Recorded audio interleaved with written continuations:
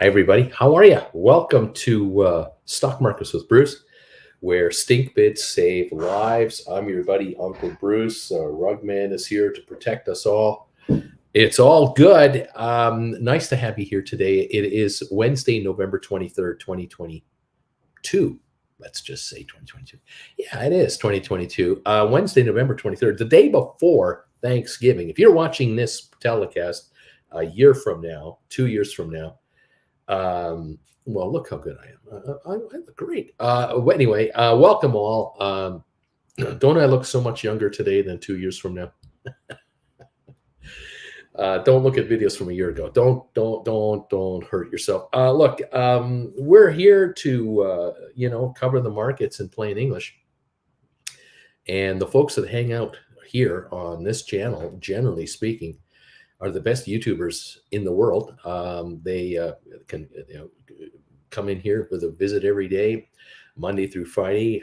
3 live shows a day automatically are done on this channel. Gold Bagel member alerts are done usually at about 8 in the morning Eastern time. This show, 8:30 every day Eastern time, Monday to Friday when the market is open, and 3 o'clock in the afternoon, 1 hour before the close, live again on this channel. And YouTubers who come over here, we talk while the markets are trading, and we love talking about writing stock options against our positions to bring capital into our accounts that no other firm is going to give you. You're not going to get a dime from any brokerage outfit, because you, generally speaking, you who are watching me right now, are probably so tiny on the scale of relevance, they don't want your business. Unless you've got a couple of $1 million, you're not welcome to join the party at some of these brokerage firms. And certainly, I'm sorry to say,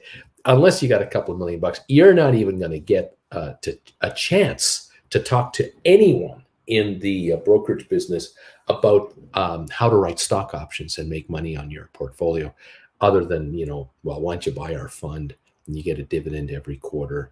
We'll send you a report.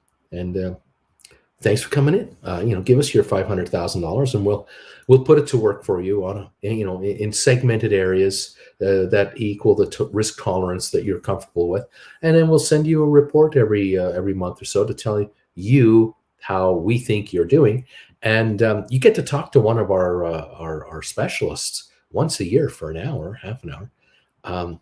What more do you want? This is great. Don't worry about the fact that we returned 5% gross and kept 2% for a fee for ourselves and gave you the 3%. Don't worry about that. You're still making money. Don't worry about the fact that inflation is eating it all away. Don't worry about that. You never sell. We compound the earnings, and over time, your investment will grow to a wonderful level. Okay. Well, that's what a lot of folks, a majority, are doing. A majority of investors around the world actually do that now, because that's the new normal. And the SEC has signed off on it in the United States. The Canadian Securities Commission has signed off on that in Canada. The regulators in Europe have signed off on this whole new program. This is the new normal from 1980, 1990, 2000 to now. The new normal. You don't get personalized service. You haven't got a clue what the hell's going on. You take garbage returns. You pay ridiculous fees, and you don't talk to anybody. Shut the hell up. Welcome to 2022. Why are people angry? Why are people upset? There's nothing to be upset about, because your investment advisors are doing really well. And that is the most important thing at the investor advisors firm, that they do very, very well. And they are. And they thank you for all your contributions and all the hard work ethic that you followed all your life, and all the deposits you keep making to your little investment account. And they thank you very much. They don't have time to call you. They're not going to send you a birthday card. They're not going to send you a Christmas card. You're not going to get invited to a nice golf tournament every summer that they're handling, because they have their own nice golf tournaments for themselves. They don't have room for the likes of you. Unless you've got several millions of dollars, you're not getting the invite to do anything else. And there you go. Interesting. Can you believe it's like that? Can you believe it? It is. It's really like that. You have any questions? Just go to the frequently asked questions section of our brokerage firm. And all kinds of questions are there that you can look up and see which one pertains to you. Click on that and read the response. What more do you want? You've got the convenience of FAQs at the palm of your hand anytime you want it. Enjoy your 2, 3, 4% return. And thank you for being a wonderful customer of ours. There you go. All right. That's great. Okay, well, I'll see you tomorrow. Okay, have a good night. That's it. Wow. Nah, we don't do that. We don't do that here. We're a little different here. You know, we're rabble rousers here. We upset the apple cart. What we talk about here is how you guys who are working your butts off to support your families and you know, try to hit your dreams of success and everything else. We try to help you take it further and get to, let's get to the other side. Okay. I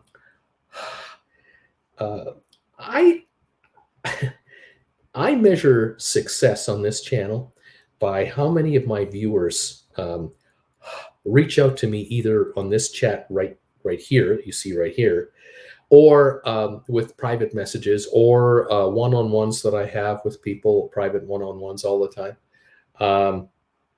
And they fill me in on what's happening in their lives and what's changed in their lives in the last month, 3 months, 6 months, 1 year, so on. The longer folks have been hanging around this group of people, the bigger the changes have been on some of their lives for the better, much, much better. And it has been shocking, not only to me to a degree, it's wonderfully shocking, but it's been incredibly shocking to the people who've reached out to me and their friends and their relatives, their coworkers, people that know them. Viewers on this channel have had the experience here and there, and more all the time, where they're being approached privately, or someone will say to them, hey, listen, I want to ask you a question. I heard from so-and-so that told me that you and your wife are really generating some decent returns in the market, like you've never done before. What's the secret? What are you doing? Did you get lucky on a stock? Did you get lucky? Yeah, I got lucky. All right. Yeah, I got lucky. No, you didn't get lucky. You stumbled on this channel somehow. I don't know how it happened, but you stumbled onto this old man here, and you stumbled onto these folks with this channel, and you became part of this family. And you are following the market in a whole different way than you've ever followed it before. It's completely changed. You now look at the stock market in a whole different way. You hear news on the radio and you think differently about what you're hearing. You're going, oh, okay, yeah, that might affect my investments. Well, that might affect the economy. Oh, that has nothing to do with anything. That is fluff. I don't know if I've changed your habits as far as, you know, how you live your lives and what have you, but I think this channel has altered the way a lot of you used to react to news and information regarding investments. And you're saying to these folks who contact you, saying, oh yeah, it's all different here now. My husband and I, my wife and I, my boyfriend, my girlfriend, my, you know, whatever, I myself, I invest completely different now than I did before. Yes, it's completely different, and it's for the better. Definitely for the better. And it's true. Yeah, I did have last year a full-time job and a part-time job up until 2021. I had 2 jobs going, and I was struggling with the student loans. I was struggling with credit card debt. I was driving a 5-year-old car, and I still had 4 years of payments to go, or 3 years of payments to go on it. Couldn't qualify for a mortgage to save my butt. So, you know, I've been renting. I was thinking about moving back with my parents to kind of reduce my overhead so I can just get rid of my debt. And then I ran into this homeless Canadian guy who talks all the time because, you know, there's nobody with him. He's the only one there, you know. And he reacts to our comments, and he tells us what he thinks is going on in the market, and he's talking about how to write stock options. And I started to follow this ragtag group of people here, and I began to take his classes because I figured what's the risk of taking a couple of his classes. Don't like him. I only watch one or two, and I don't watch him anymore. I don't need this crap. If I like it, I watch more. If I don't, I don't. I started watching his classes and hanging out with these folks here. At first, I was just on the sidelines, not even making commentary. Then I became a member of his channel, and I started commenting with the commentator. And now we have this. We have this. We have this site where we can hang out together. You know what it's called. Freezing up this morning. We hang out together when he's not on the air, and we compare notes. And I'm taking all his classes, and now I have done a one-on-one with him. I've done two of them. I'm going to do one every month or two with him. And I started writing options like 4 months ago. 5 months ago, 6 months ago, 8 months ago, and I'm bringing cash in from my account into my account. That never happened before. I never had a steady flow of income coming into my account before. That never ever happened. I was always looking for the mother of all short squeeze wins and never found them. Or occasionally I'd find one, but I'd find 5 losers and I'd find a winner, and the winner would take care of 3 of the losers, but I'm still down on this thing. And then I started writing call options, and it all changed. And I don't go after mother of all short squeezes anymore. And I'm kind of having fun here. It's not that I'm making money and I'm miserable. I'm making money and I'm having fun doing it. And I keep asking myself, is this allowed? Is this normal? Is this actually allowed to be happening? Am I allowed to make money and enjoy making money in a market that is in a bear market right now? And there's a worldwide recession on the edge here. We've got inflation out of control. We have interest rates rising all over the place. Layoffs being announced by corporations all over the place. Trade difficulties, war in Europe, and I'm making money. What is with this picture? 2 years ago, there was no war in Europe. There was no inflation. There was no high interest rates. There was no mass layoffs at corporations. I was losing my butt in the marketplace. I was getting hammered in the market when everything was supposed to be right. Now everything is wrong, and I am making money in the market. What is with this picture?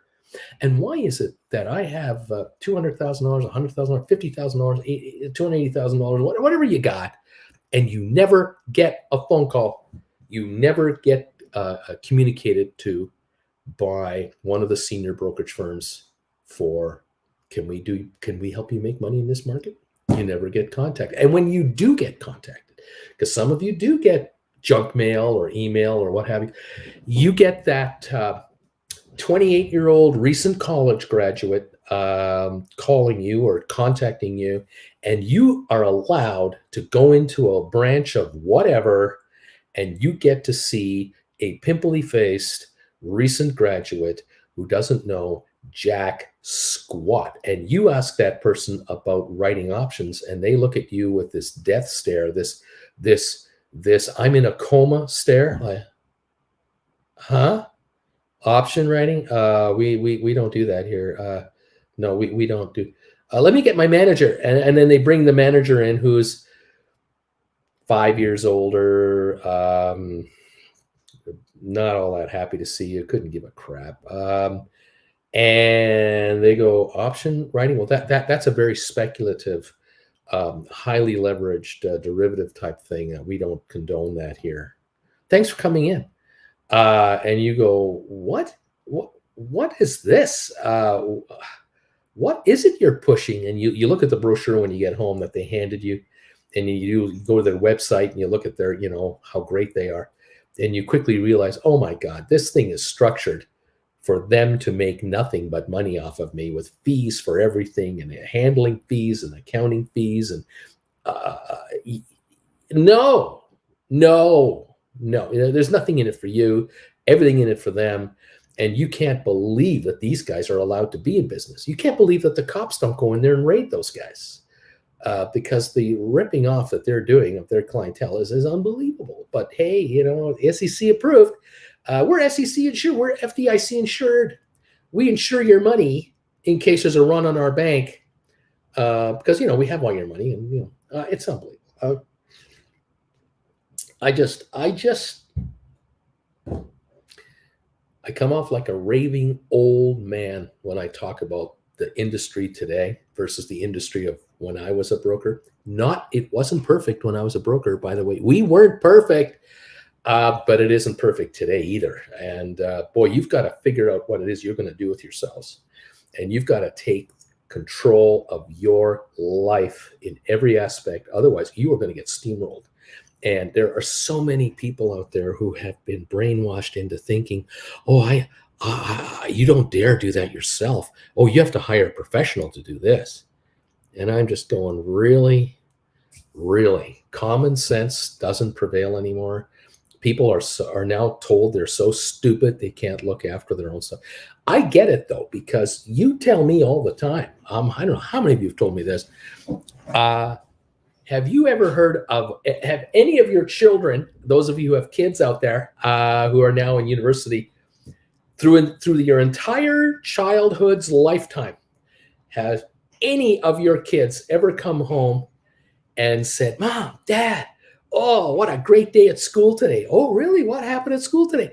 We learned economics today. We learned what inflation means. We now know what interest rates are. I know how to write a check. I know now how to balance a checkbook. I now know what credit cards are. I now understand daily compounded interest. I know what a minimum payment is. I know what an amortized loan is. I now know how a mortgage works. All learned at school this week, this month, this year. How many of your kids have come home and told you that? How many kids have come home to you and said, I now know how the stock market works. I now know what a bid is, what an ask is, what's a last trade. I now know how IBM stock is listed on the stock exchange. I now am aware that this thing you gave me for my birthday is actually a publicly traded company, and the shares trade on the stock exchange. And I now know that this company is the largest capitalized company in the world. I now know that. How many kids learn that at school? None of your kids know any of this crap. No. Did they talk to you about Apple options or Apple bonds that Apple is issuing, where Apple is raising $35 billion in cash so they can buy back another $35 billion of their stock on the open market on a stock buyback over the next couple of years? They don't tell you that because they don't know. And why don't they know? Their teachers don't know. And their principals don't know. And the guidance counselors don't know. And the school board trustees have no clue. And why is that? Because every teacher and every principal and vice principal, every guidance counselor, all the employees of the school boards, God bless these people. God bless them all. Without them, you'd have to look after your kids yourself. These folks have all been brainwashed to just have a deduction from their paycheck every month to go into their pension plan. Their money is being handled by professional money managers for the teachers.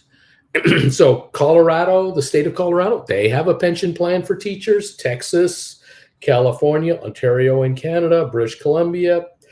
There are teacher unions all over the place, and there are teachers' pension funds across the world that control and invest hundreds of billions of dollars, if not trillions of dollars. Because the teachers have been pouring money into their investment fund since the 30s, the 40s, the 50s, forever. And these folks get 3, 5, 6, 7% returns, and they don't look at their statements. They don't read that crap. Do they read the report from their pension fund when they get the envelope in the mail? Are you kidding me?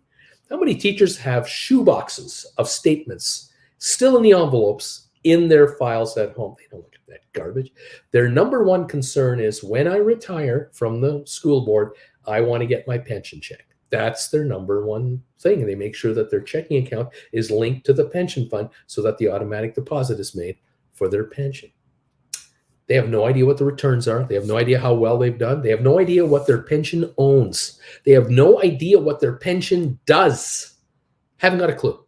They do not know, and they can't pass it on to the kids, because none of your children are ever going to be told by a teacher what investing is really like.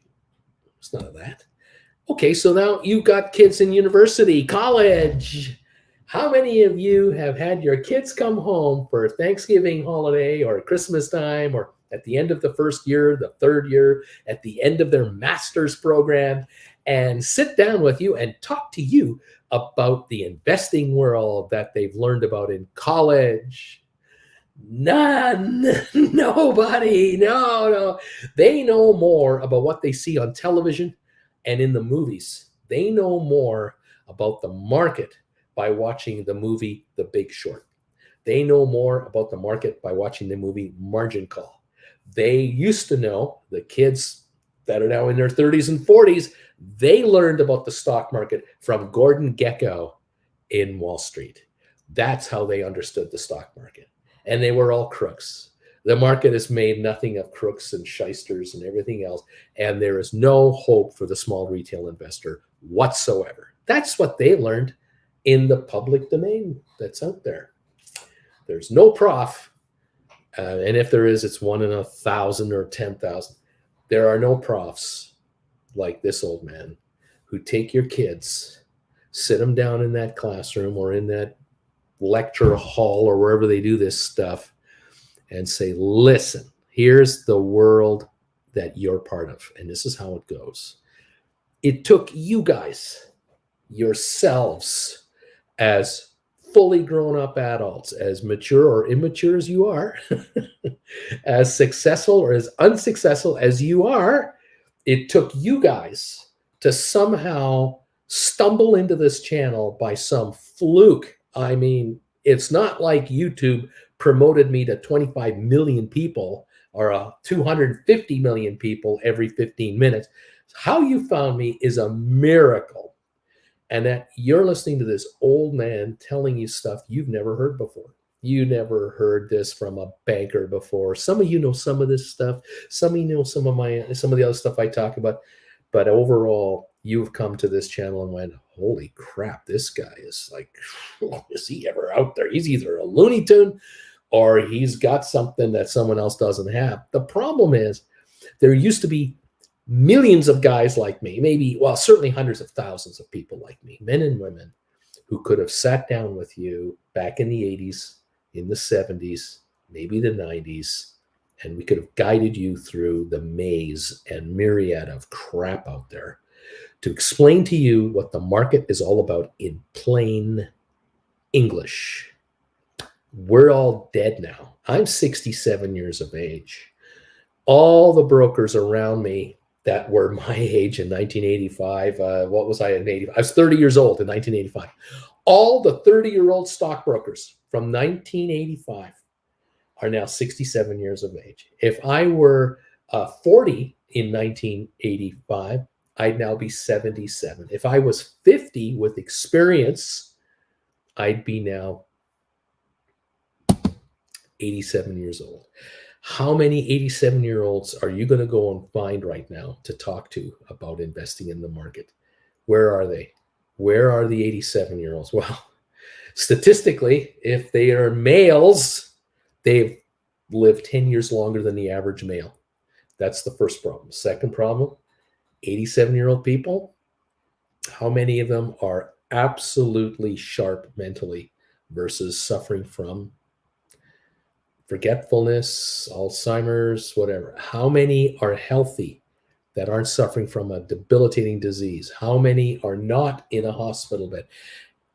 Good luck. 1 in 100, 1 in 200 are that vibrant.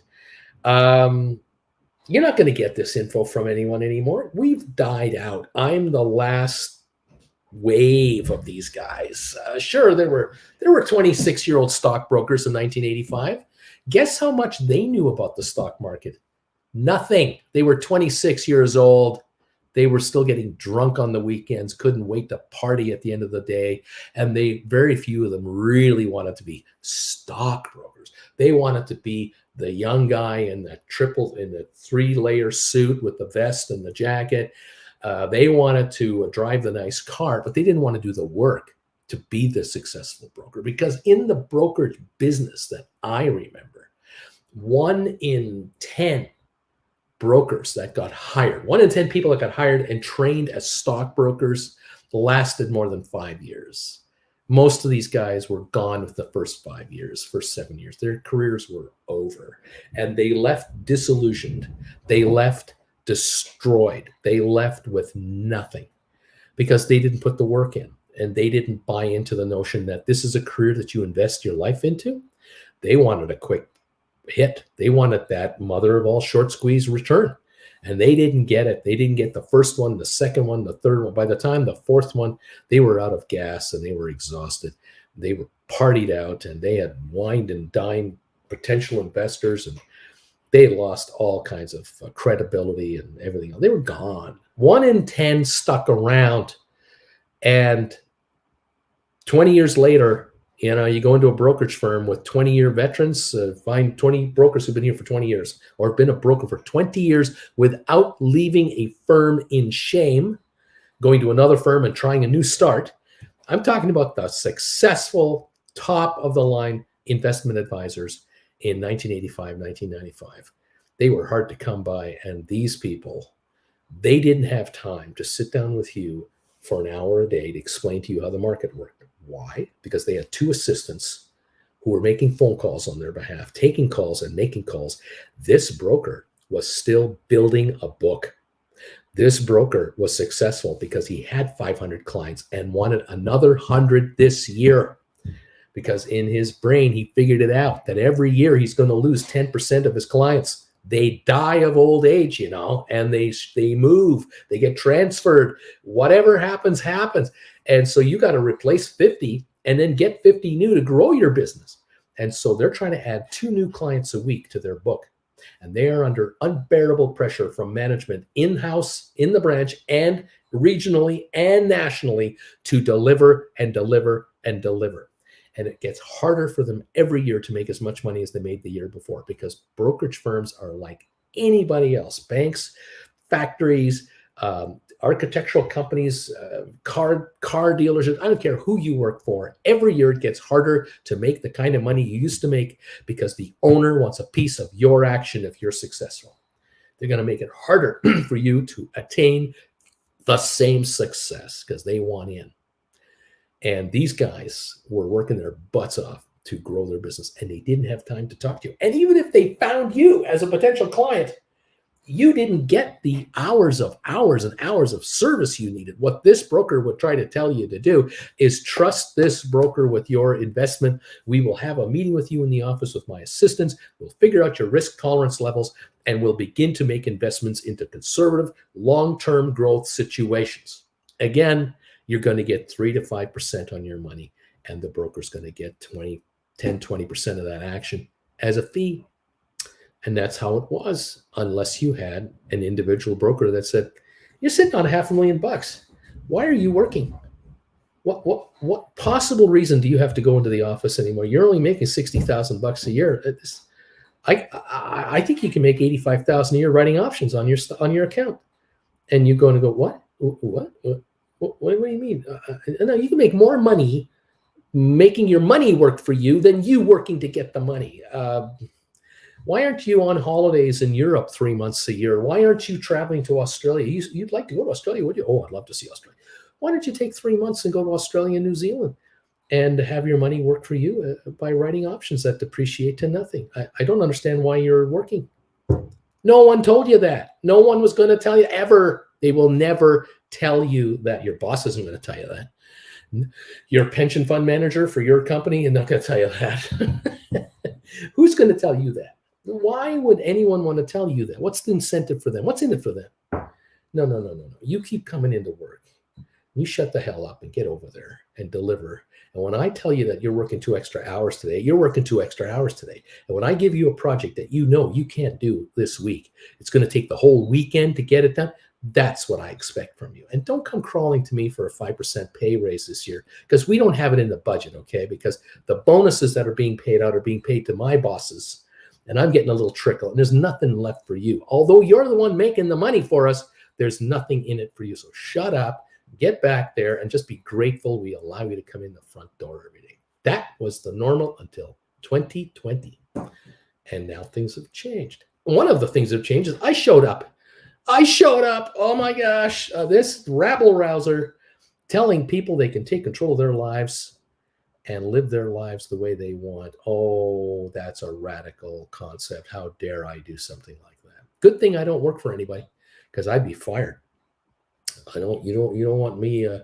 I wouldn't want to be in, a firm, because this kind of talk is rebellious. This is upsetting the apple cart. Bankers don't like it when I talk like this. Brokers don't like it when I talk like this, because I tell the clients you can do it yourself. You can take control of your own life, and you can bring income in for yourself. The overheads that you have to make money is nothing. You're going to work out of your house. You're working with an existing item that you have anyway. You're texting your wife and your pals, and you're watching funny little videos on here. You can use this to make money too. You don't have to buy a new one of these. You don't need a fancier web plan. You don't need a fancy $20,000 setup. Nothing like that whatsoever. My God, has this world completely changed in your favor, if only you knew it. And how many of you are here right now? You are representing, for every one of you here who are making money writing options, there's 1 million of you additionally that don't know what you know. And that's the truth. There are 215 people watching me right now. 215! There are 215 million people who do not know what you know about this market and how this market works and how you can make money from it. The other 215 million out there, clueless. And they're following the advice of, I don't know who. They're being told to just, keep your head down and work hard and put money aside every quarter, every week. And you'll grow a portfolio, you'll grow wealth, and just let it grow. With what? Who? What? No. The guys and the girls who are managing your money, the top of the top people that are managing your money, again, they'll never talk to you personally, because there are 15 layers of management between them and you. But those folks way up there who are controlling the big outfits, they're the ones with those beautiful condos in Manhattan overlooking Central Park. They're the ones who are being driven on Friday afternoon out of New York to Westchester. They're flying to the airport where the private jets are. They're the ones who are going to Martha's Vineyard, or they're flying to Miami for the weekend. They're the ones flying out to Colorado to go skiing for a week. They're the ones who have a nice place in Hawaii, a second place. They have a nice place in LA. They have a nice place in London or Paris. They're the ones who travel globally at whenever they want. They're 45 years of age. They got 20 good years ahead of them in the profession they've chosen to partake in, which is managing your money. And they are going to be wealthier at the end of the month, no matter how much money they spend during the month on their personal lives. They pay more money to their condo board for their New York flat than you pay for your entire lifestyle. This is the difference. We don't get to see these people. They don't see us. We don't get to see them. They're not the paparazzi favorites at nightclubs and all that kind of. They're not that famous. They're just incredibly wealthy, generating incredible dollars, and they found their niche. And there are thousands of those folks around the world. They're in every country of the world, more or less. They're everywhere, and they all know of each other and in their field and so on. You will never run into them. And they're the kind of people who can pick up the phone and they can call the president of Coca-Cola and say, hey, how's it going? This is Tom here from New York with so-and-so. Oh, hey, Tom, how's it going? How are the guys doing down there? We're just wondering how things are going with you guys. Everything going okay? What are you looking forward to? What are your thoughts on the economy?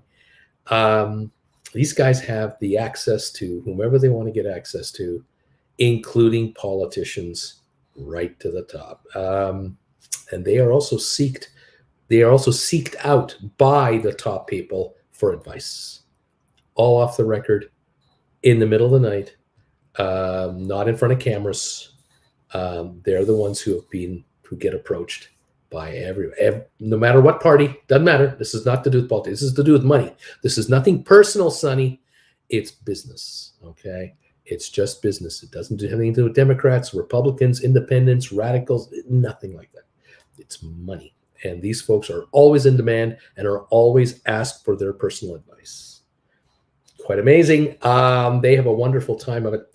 I can tell you that they write options on their portfolios. They probably have someone doing it for them because when you're a multi-billionaire, you hire people to do your taxes. You hire people to manage your affairs. You hire pilots to fly your jet. You hire people to maintain your jet. You hire people to park your jet when you're not using it. You hire people to look after all of your properties around the world, to dust all the furniture and keep the china cabinets just nice and perfect. You hire people to buy food in the houses that you're going to because they know when you're coming. They know you're coming to West Palm Beach for the weekend. The fridge is stocked. It's all pre-done. It's all...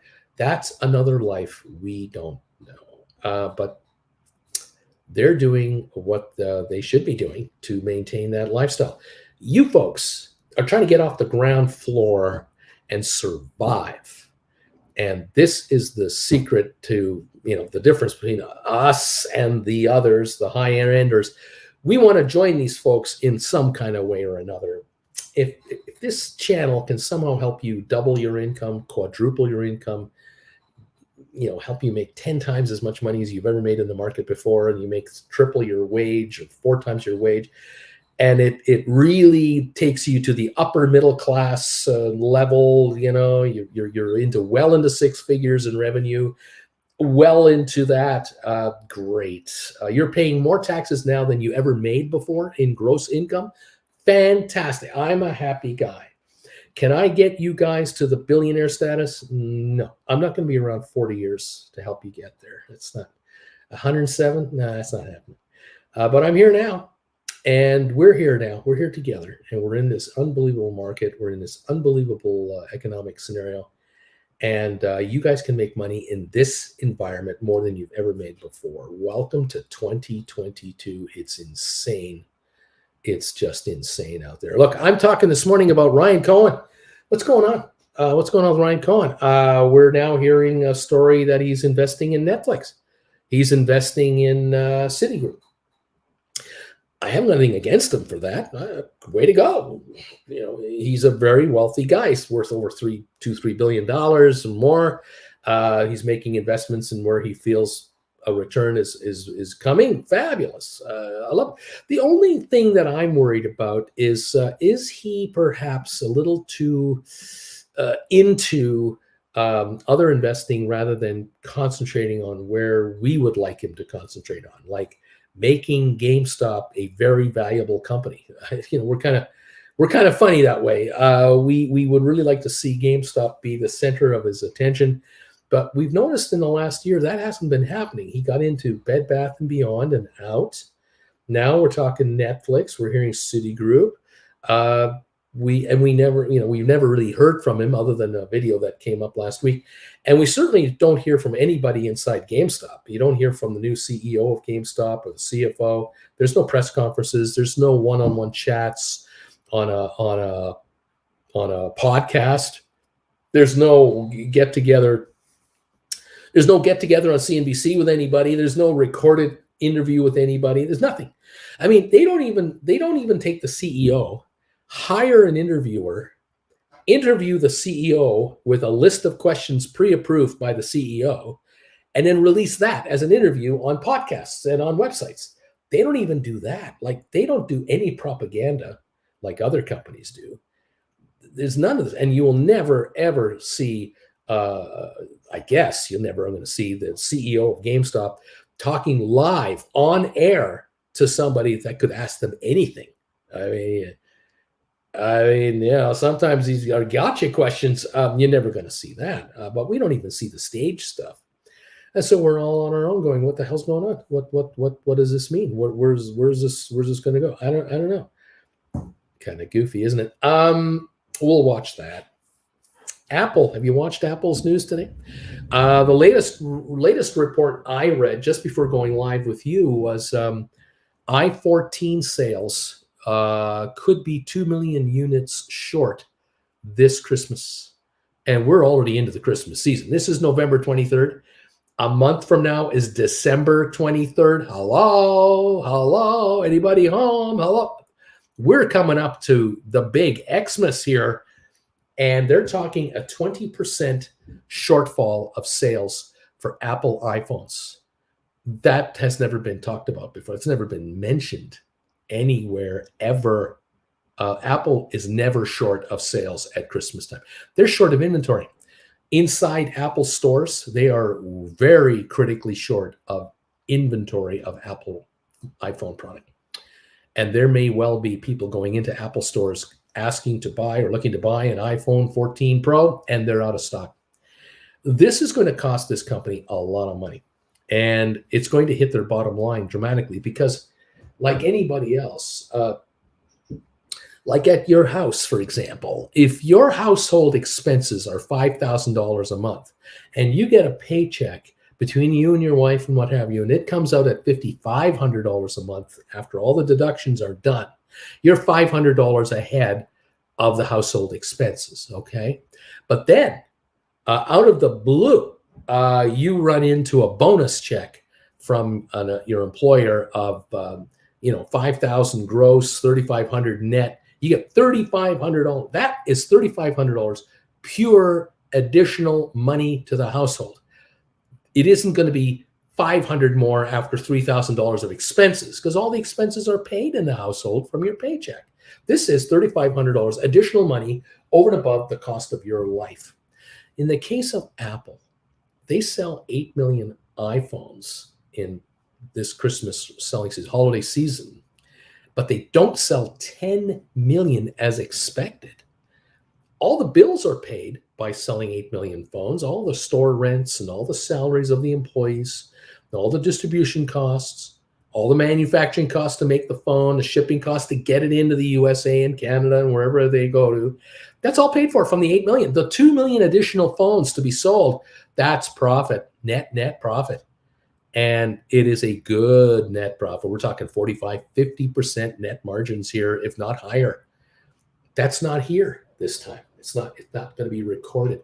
That means a shortfall for the fourth quarter. We're in the fourth quarter now for Apple. So come January, February, when Apple reveals their fourth quarter results, we may find that their gross sales didn't hit the mark and their net returns didn't nowhere near hit the mark, and their margins shrunk.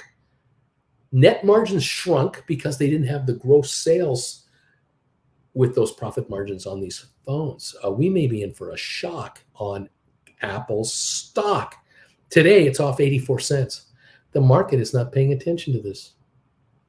They either don't get it, or they get it, but they are ignoring it, or they're saying, well, it's already built into the price. I mean, come on, Bruce. The stock's been as high as 182.94 in the last 52 weeks. It's trading at 149 now. What more do you want? You got a $30 drop in the stock price. Shut up. Well, $30 on a $180 stock? What is that? 15%? 17%? That's nothing. That's a nothing burger. No. This is too high. We might be down to 110 a share on this thing. 110, 115 by January. I'm just saying the results aren't there. If the results aren't there, you don't trade at these prices. Apple right now is trading at a multiple of 24.61 based on the last 4 consecutive quarters of earnings. That's the word is that if you buy the stock today at the price it's trading at, you're paying 24.61 PE multiple. But if their earnings for the next 12 months is going to be, say, half of last year's earnings, which were an all-time record, which blew the year before out of the water by a mile, they lose half of their net profit to this scenario. What is the stock going to be PE multiple at? It means that it is possible anyone buying the stock now is actually buying Apple stock for the next 12 months at a 40 to 45 time earning multiple at that high. Are you happy? Are you comfortable owning Apple at a 45-time PE multiple with interest rates likely to go up at least another 2% from the US Federal Reserve? By the way, the Fed speaks later today, so we'll find that out. Let's get their vibe from their minutes that they're releasing. Really, would you feel comfortable owning Apple with that kind of a return? What would you think if Apple were to announce that they're reducing their stock buyback from 90 billion a year to 45 billion a year to preserve cash? How would you feel about that? How do you think the market would feel about that? How do you think investors will feel? Pension fund managers, hedge fund managers, mutual fund managers. Every one of these ETFs around the world own Apple stock. Everybody owns it. Would everyone be happy and comfortable owning it at 45 times earnings? And they started to announce serious cutbacks, possible layoffs, reorganization. This is what's happened at Amazon, Google, Microsoft, Facebook, everyone else. Why can't it happen here? What's so special about Apple that it can't happen here? It's not like the stores aren't nice. And it's not like you go into the store and you have people who can't help you. They're very wonderful people inside Apple stores, very smart, very energetic, and willing to help you. But if they don't have the merchandise back in the back of the store, you come waltzing in and go, yeah, I'd like to get a brand new MacBook Pro. And they go, I can't sell you a MacBook Pro. We don't have any here. We're 3 months behind on deliveries. China is in a lockdown.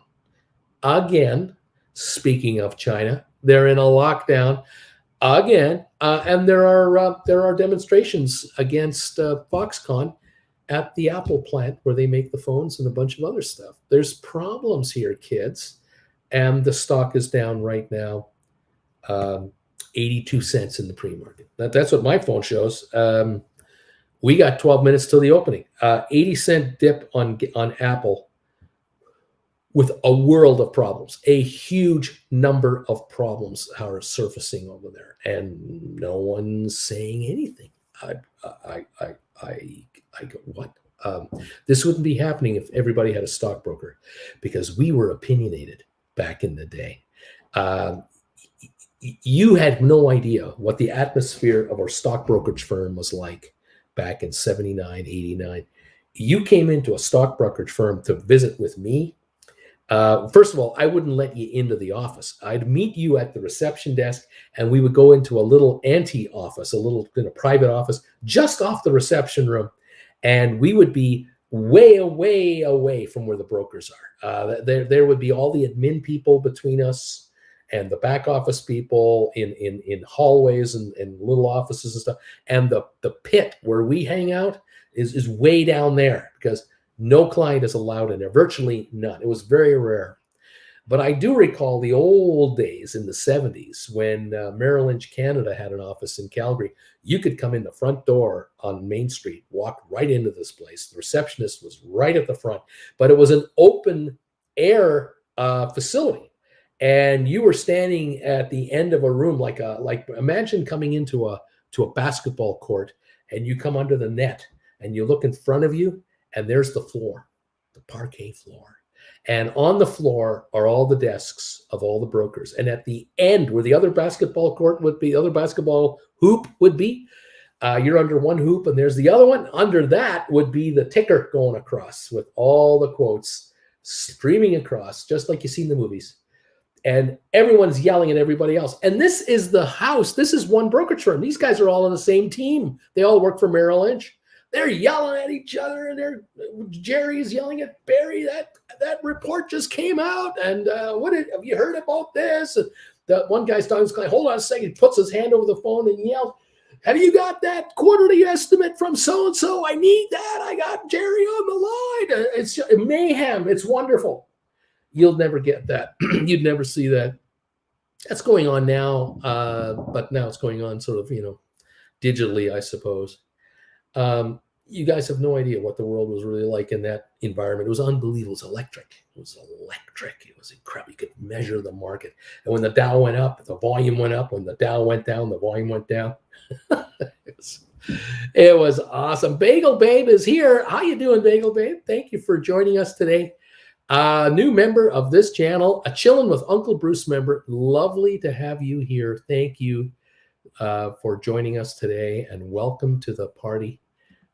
Great that you've chosen to join this channel. It's fantastic. I'm back. Love it. Love it when they come running back to us. I love it. Please, all of you, come back. Never leave us. We don't want to leave you. We don't want you leaving us. Thank you, everybody. This is beautiful. Appreciate this. Guys, thank you so much. Look, we're about to open up here in about 9 minutes. Apple is down a little. GameStop is down a little. The markets are off now, 48 points on the Dow, 3 on S&P. We're up a quarter point on NASDAQ. Oil down $2.57 a barrel. Why is oil going down every second day? What the hell is going on? Why is the market up 400 points yesterday on the Dow? And why is oil down $2.50 a barrel the next morning? What's the disconnect? Markets go up when people feel the economy is going to get better. Markets go up when earnings are expected to be improved upon. Earnings can only go up if there's more economic activity. You can't make more money selling less stuff by tripling your price. It doesn't work, okay? You have to have more volume. You have to have more demand for your product than you can handle, and you have to have better margins. That is economic 101. The stuff your kids don't get taught in school, that's economic 101 to make money, okay? You don't get rich by becoming a teacher and teaching geography to a bunch of high school students, and it's the same lesson every year for your 25-year career, and you can't wait to get the hell out. You're going to make a salary, but you're not going to get rich, okay? You want to make money, you got to produce a product at this price, sell it at that price, and sell more of those items every quarter, every year, forever. And you modify that product, they make it better and better and better, and you bring out 15 different versions of that product, from the cheap version to the deluxe version, and you improve your margins on every new iteration of this product, and you market the hell out of what it is you're doing. It's called working. This market is not delivering that. I don't see that happening in 2023. I don't see better profits in 2023. I see oil going down $2.75 this morning a barrel. That's telling me in living technicolor, hey man, oil demand is not there 6 months from now, a year from now. Oil is not anticipated to be needed in the quantity that people thought, and oil is the engine of the world economy. Hate to break your hearts, you tree huggers out there, but if you don't use up as much oil in industry, you have a slowing industrial complex. And if you have industry slowing down, you have lower profits. You have layoffs. You have the reverse, the opposite of a good economic situation. You have the reverse. Why the Dow went up 400 yesterday, and the oil is down 276 today? You tell me what the hell's going on. Either the oil guys are wrong, or the equity guys are wrong. Someone's wrong. You can't both be right. I wonder what the hell is happening. I think it's the latter. I think that the oil guys are right. The price of oil is dropping because the demand for the product is not there. And yet, the oil market knows the United States government needs 250 million barrels of crude. The United States of America would like to buy 250 million barrels approximately of oil to replace the oil that the United States opened up its spigots on from the National Emergency Reserve. The Biden administration allowed oil out of the National Reserve into the markets to keep gasoline prices down. Once it shot up to $6-7 a gallon, the Biden administration brought out the oil, and over months, it took a while, that's how it works, the price came down to the threes again. Is it back to where it was 3 years ago? No. But is the world back to where it was 3 years ago? No. So here we are with a 3-something price per gas, give or take, depending on where you live, obviously. Californians and Hawaiians and Alaskans, sorry, you guys pay the most. But the crude price is $78 a barrel. America is prepared to pay $70 a barrel for all the oil you want to give it, up to 200 plus million barrels. America is open to buy, and the oil traders know that.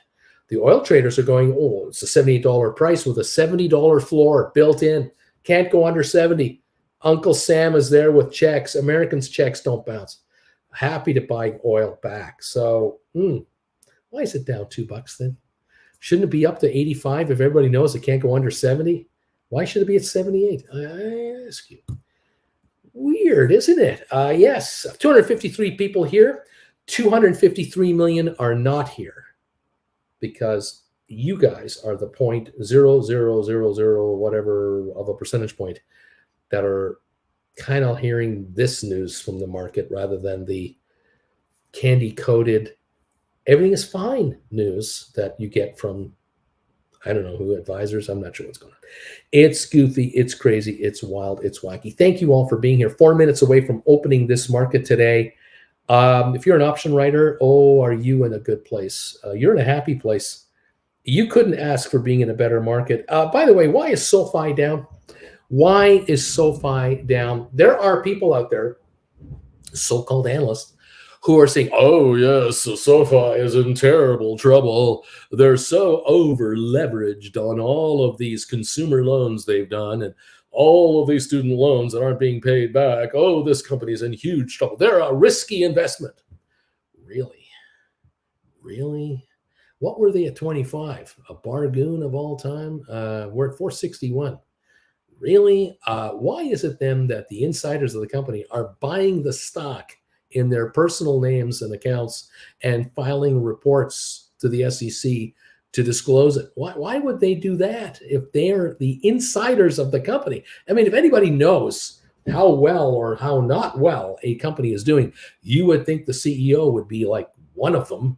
The CFO would be another one. Board members would know. They'd all be going, oh, I think I'll sell my stock.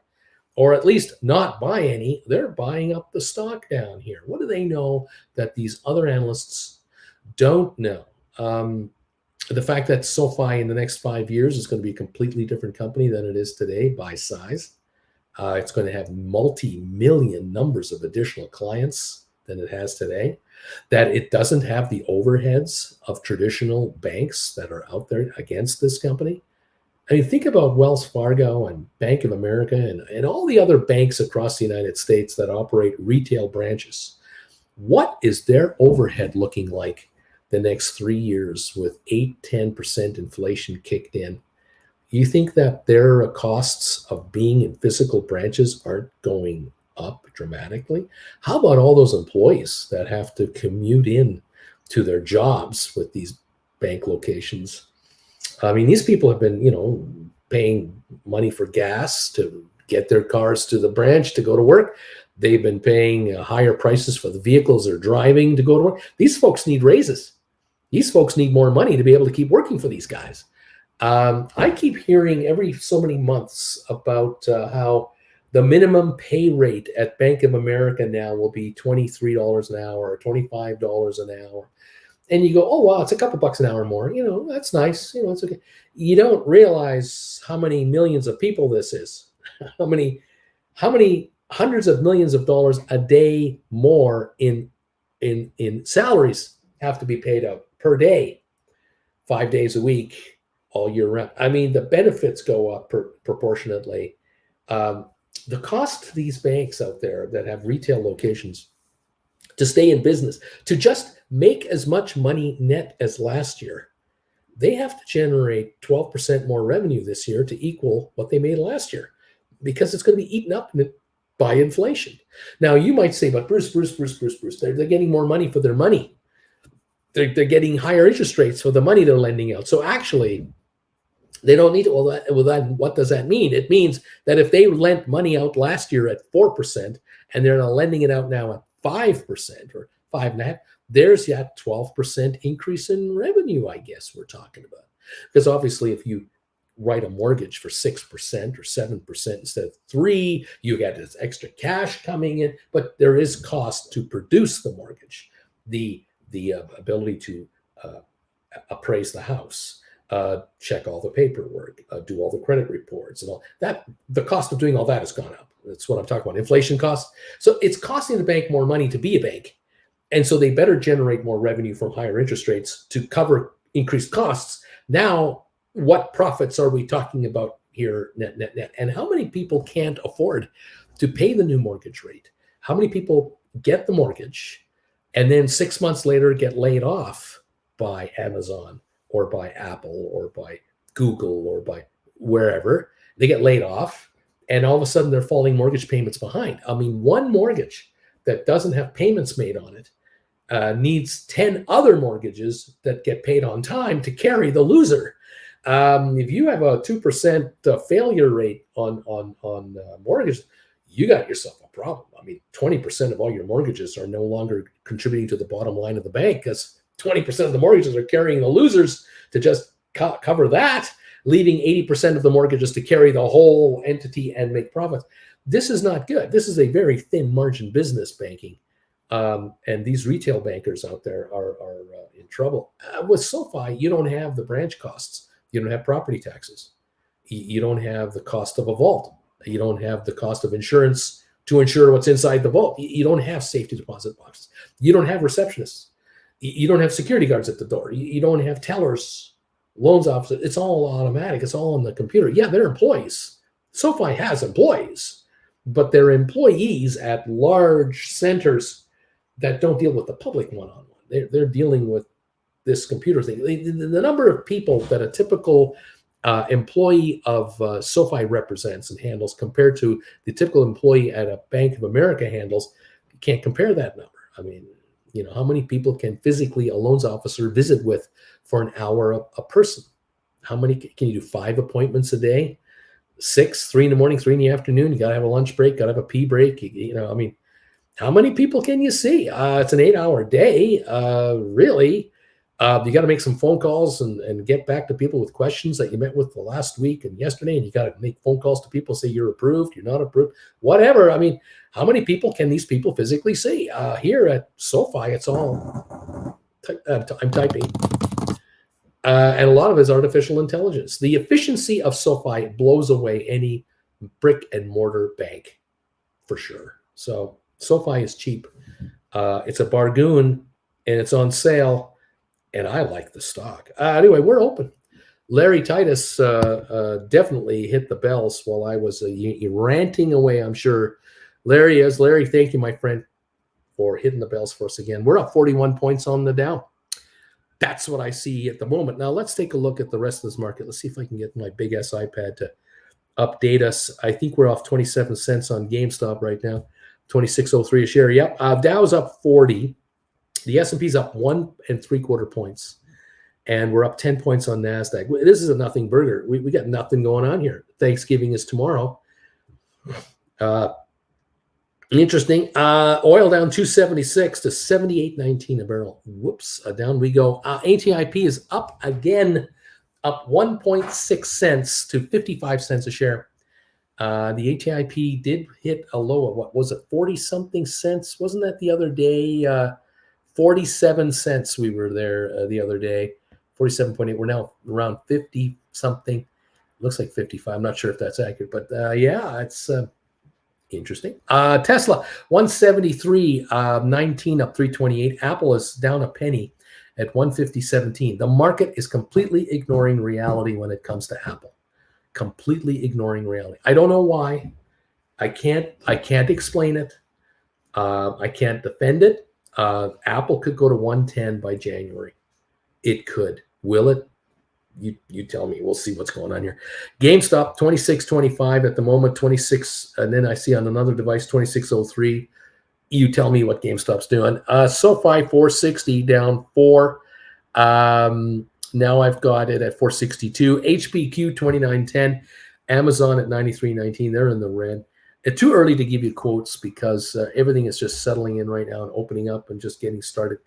Headlines say that markets are opening flat right now. That's what we have at the moment.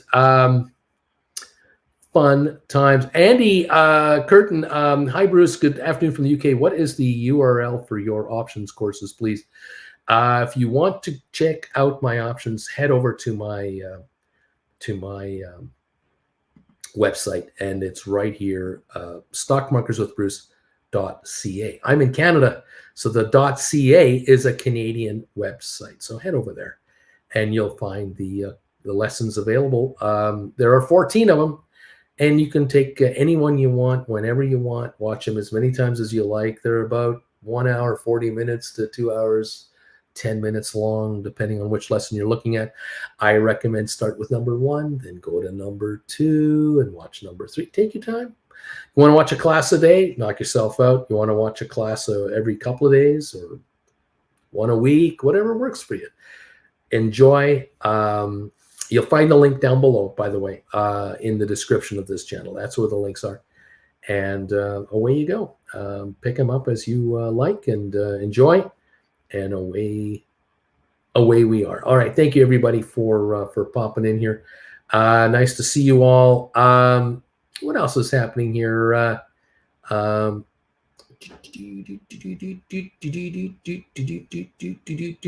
you all for joining in. I got to make an adjustment on our show here.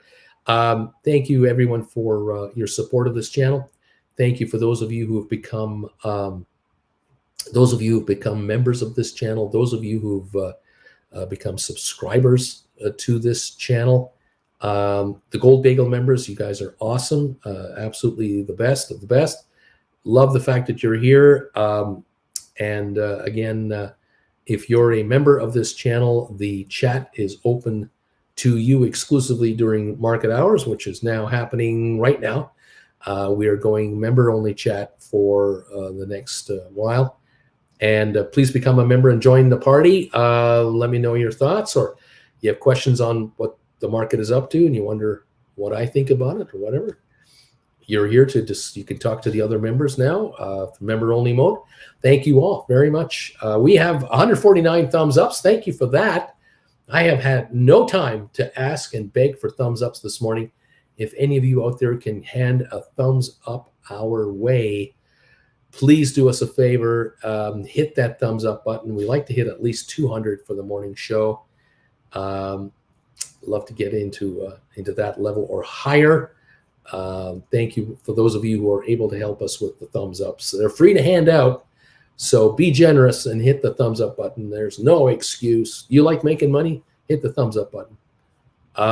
You like Beach Boy? Hit the thumbs up button. You like Susan Shops About? Hit the thumbs up button. You think AJ's okay? Hit the thumbs up button. Deuce Caboose. We love Deuce Caboose. Hit the thumbs up button for Deuce Caboose. Help us out. Thank you all very, very much. Appreciate it. All right. Oh, so much fun. Susan says, Susan Shops About says, SoFi holds private student loans, which were unaffected by the federal loan payment COVID freezes. Their accounts had to continue paying on their student loans this whole time. Really has a zero effect. That interesting. Is anyone writing covered calls on ETFs like QQQ? AJ wants to know. What else is going on here? Thank you, guys. Susan says, one more thing about SoFi. The talk is federal government will lower interest rates on student loans to 5% fixed. Means no reason for federal student loan holders to switch to companies like SoFi adjustable rates. Interesting stuff. Let's see. What else is going on? I just bought 113 shares of SoFi at 460, says Moonman Moon. Stealing paper from children, the all-time low of 457 this morning, and all-time low for SoFi ever, 457. Moonman Moo is buying stock at 460. How dare you? How could you do such a thing to those innocent sellers? I don't know how you do it. It's amazing. Okay. HBQ 29.76, up 38 cents. In the opening salvo here, we're up 38 cents on HPQ. Interesting. We'll follow that one as we always do. GameStop 26.59 now up 20 some odd cents. 26.50 up 20 cents on GameStop. Apple up 51 cents. Tesla up $5 to 175. ATIP up, I think it's 1.6 cents. Although I don't have any trades showing at the moment. I'm not sure. Do we actually have 11,000 traded today? Very quiet. It appears to be a little higher. The Dow is up 86 at the moment, though. That's what we got. Matthew says, I wrote $4.50 calls expiring next week. Matterport holding out really well. I'm going to add more soon. Also ATIP. Alex, we were at about 28.40 for a minute, says Alex. I guess it's on, what is that? Either on HPQ or whatever. Thank you, everybody. Andy says, thank you. You got it, Andy. Kaiser Trip is here. Happy Turkey Day tomorrow. DQ, so long, non-members. Please join us. Love to have you there. Are there any package deals for classes? No, there aren't. We had a deal about a month and a half ago, 2 months ago. That ended maybe 3 months ago. Then we did the final announcement on pricing. Then we did the live class, 2-3 weeks ago. And now we have classes out there available one-on-one, one at a time, whatever you like. They're $150 a piece. You will learn a lot more than $150 a class. I can tell you that. You will not be $200,000 in debt when you take this course on how to write options for a living, like you would if you go to university for anything else. You're not going to be in debt to a student loan body.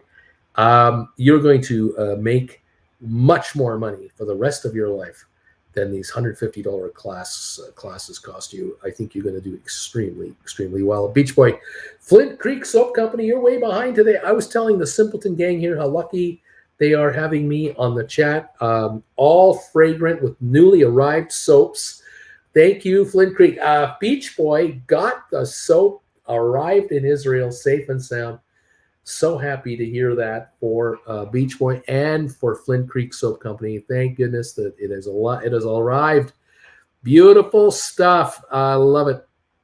Mandu, I'm number 148 on your thumbs up meter. Aurora, I'm 153. Stink bid save lives, say Alex. Stink bid saves lives. Beautiful. W. Walters, I'm number 145. Happy Thanksgiving. Good morning to everybody out there. Thank you all. Beautiful, beautiful, beautiful. Thank you, guys. What else is going on here? If you don't have an account, create one and give Uncle Bruce a thumbs up, please. So thank you all. What else going on? Shipping time to Israel. Wow, 3 weeks. Oh my gosh. 55-point gain on the Dow. ATIP at 55 cents. Tesla at 174. Apple 150.38. GameStop 26.20, down a dime again. We're red again on GameStop. SoFi 459.5, down 4.5 cents. HPQ down up 40. HPQ up 40 cents now, sitting at 29.78. Amazon down 13 cents. Home Depot up 98 cents. Cisco up 29 cents. Pfizer down 22. Netflix down 226. IBM is up 76 cents. Microsoft up 31. Vanek Vectors up 160 a share. Adobe down 13 cents. Goldman up 1.5. Google up just 59 cents. Boeing up 69 cents. Moderna down 273. It looks like. Let me see if I can get this to work. Here we go. Meta Platforms up 22 cents. 23andMe up a penny. Rocket Lab unchanged. Matterport down 3 cents. SmartRent no change. Spire up 4 cents. Cyxtera down 4.5 at 182.5. All-time low 182.5 on Cyxtera. Right now you can buy it at its all-time low price. Amazing. Royal Caribbean down 91 cents to 57.89. Bed Bath Beyond is up a dime. Carvana is up 26 cents. Robinhood up 1 penny. Ooh, it's tough out there. A Target is sitting at a 275 gain. JP Morgan up 38 cents. Costco up $1. Walmart up 84. Disney up 37 cents. Nvidia up 249. Ape and AMC combined are down today about 3 cents or so. And that is a recap of some of our most watched stocks. We're only up 59 on the Dow Jones. We're up 7 on S&P, up 34 on NASDAQ. It's a nothing burger. We have no serious movement. It's slightly to the green, but not much. Oil down 235 to 78.60 right at the moment. That's what we've got. Interesting stuff. Let's go.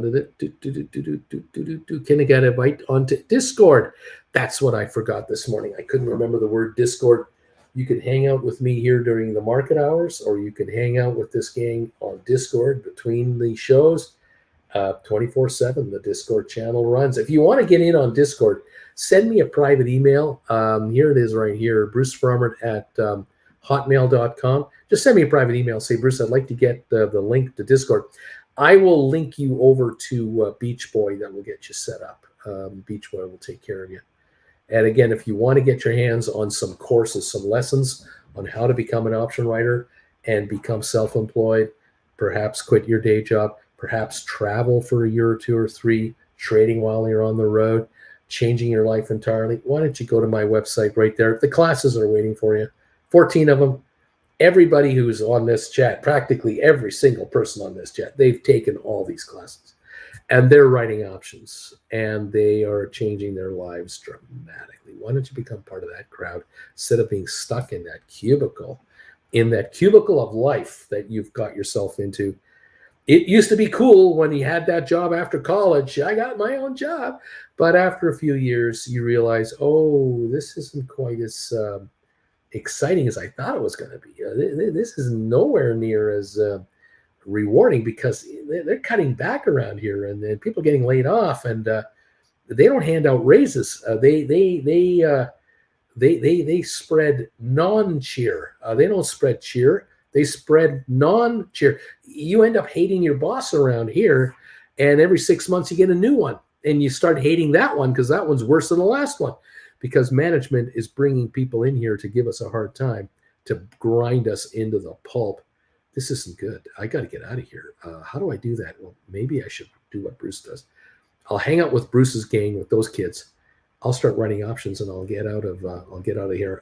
Tiff, I bought back my HBQ 2850 calls that expired December the 2nd for 66 cents. I made $1.29 profit. I sold 2950s for December the 9th.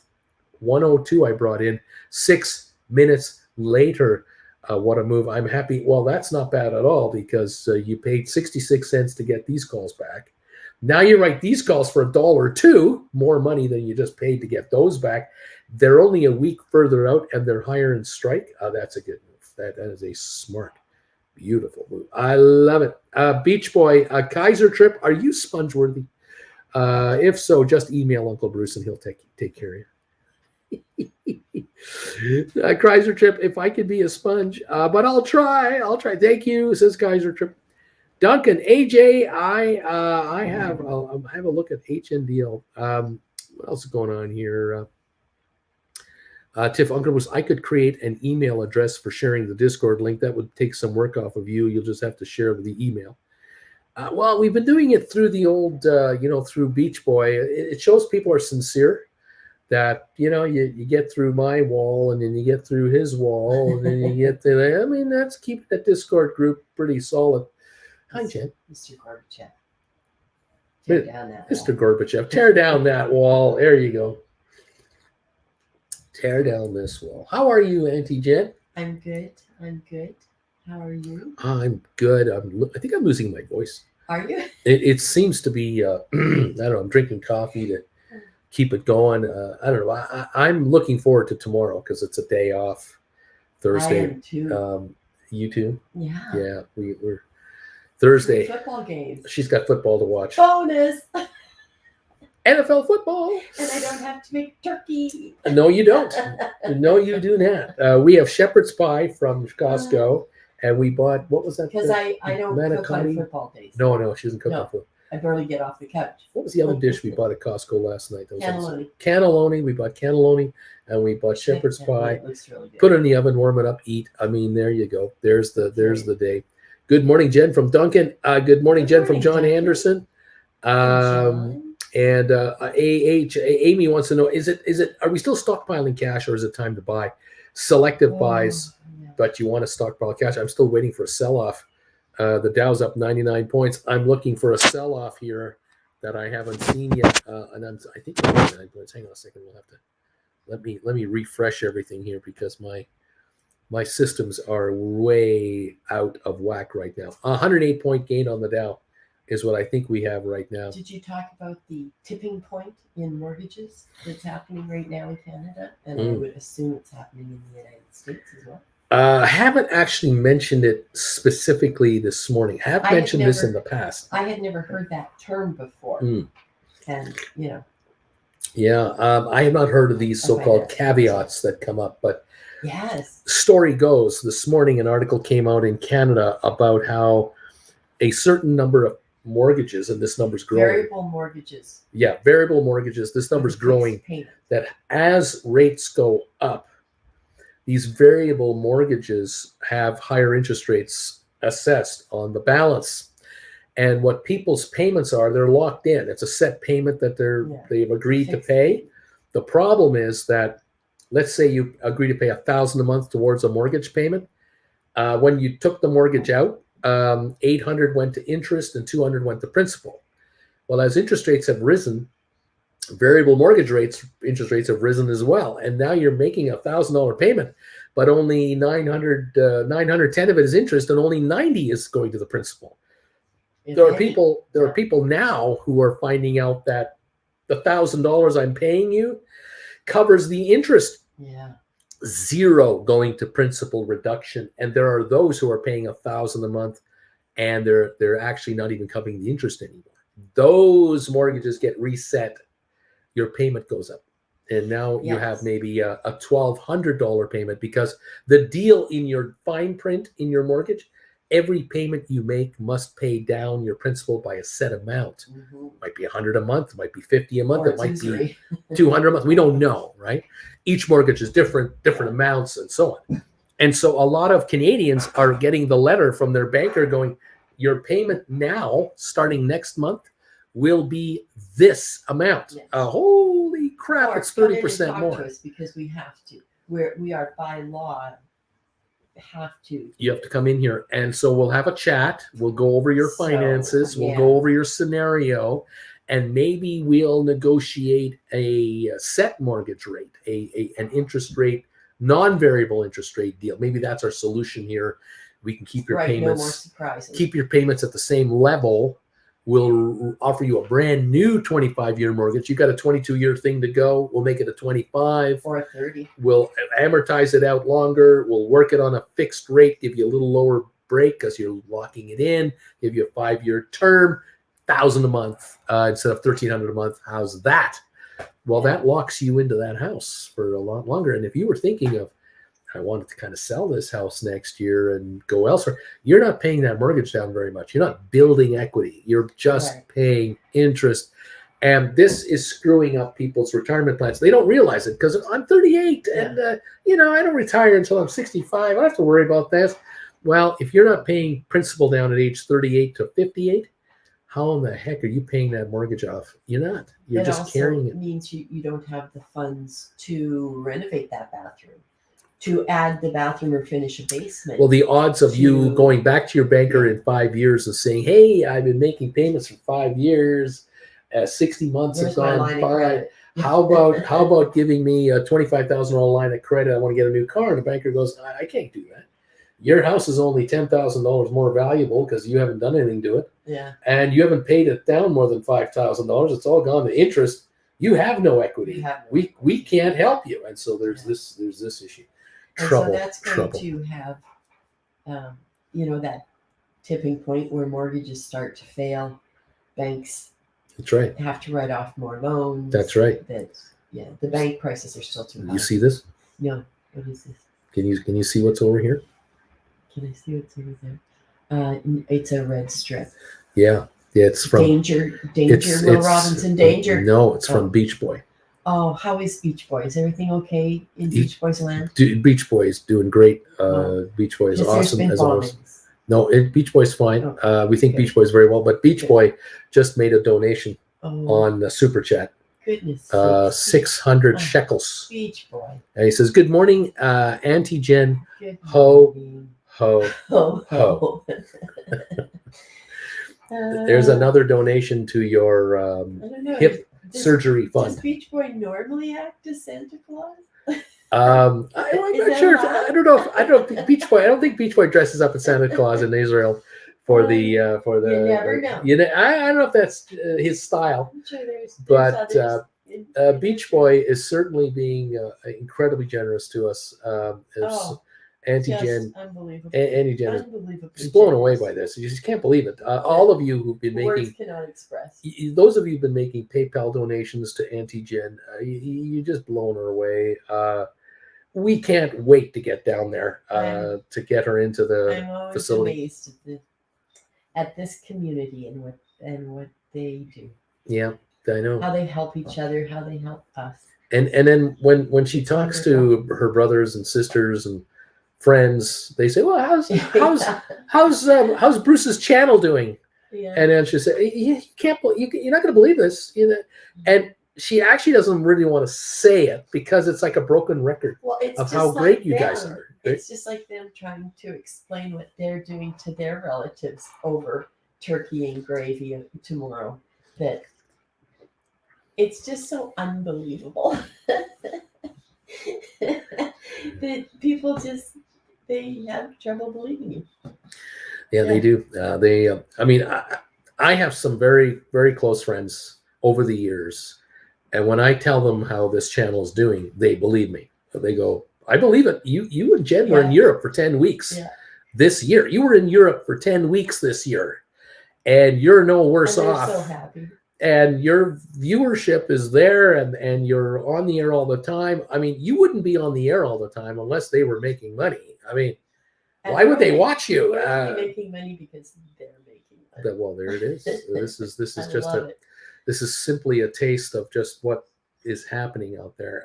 Those of you out there who watch us and see these donations come in, this is a reflection of what this channel is helping people do financially. This by no means is Beach Boys life savings being thrown at us here. This is just a little donation and an acknowledgement of a job well done. And we are, beyond thankful for all of you. I mean, it doesn't matter what the donation is. It's a $5 donation, 10, 15, 20, 50, 100, 500.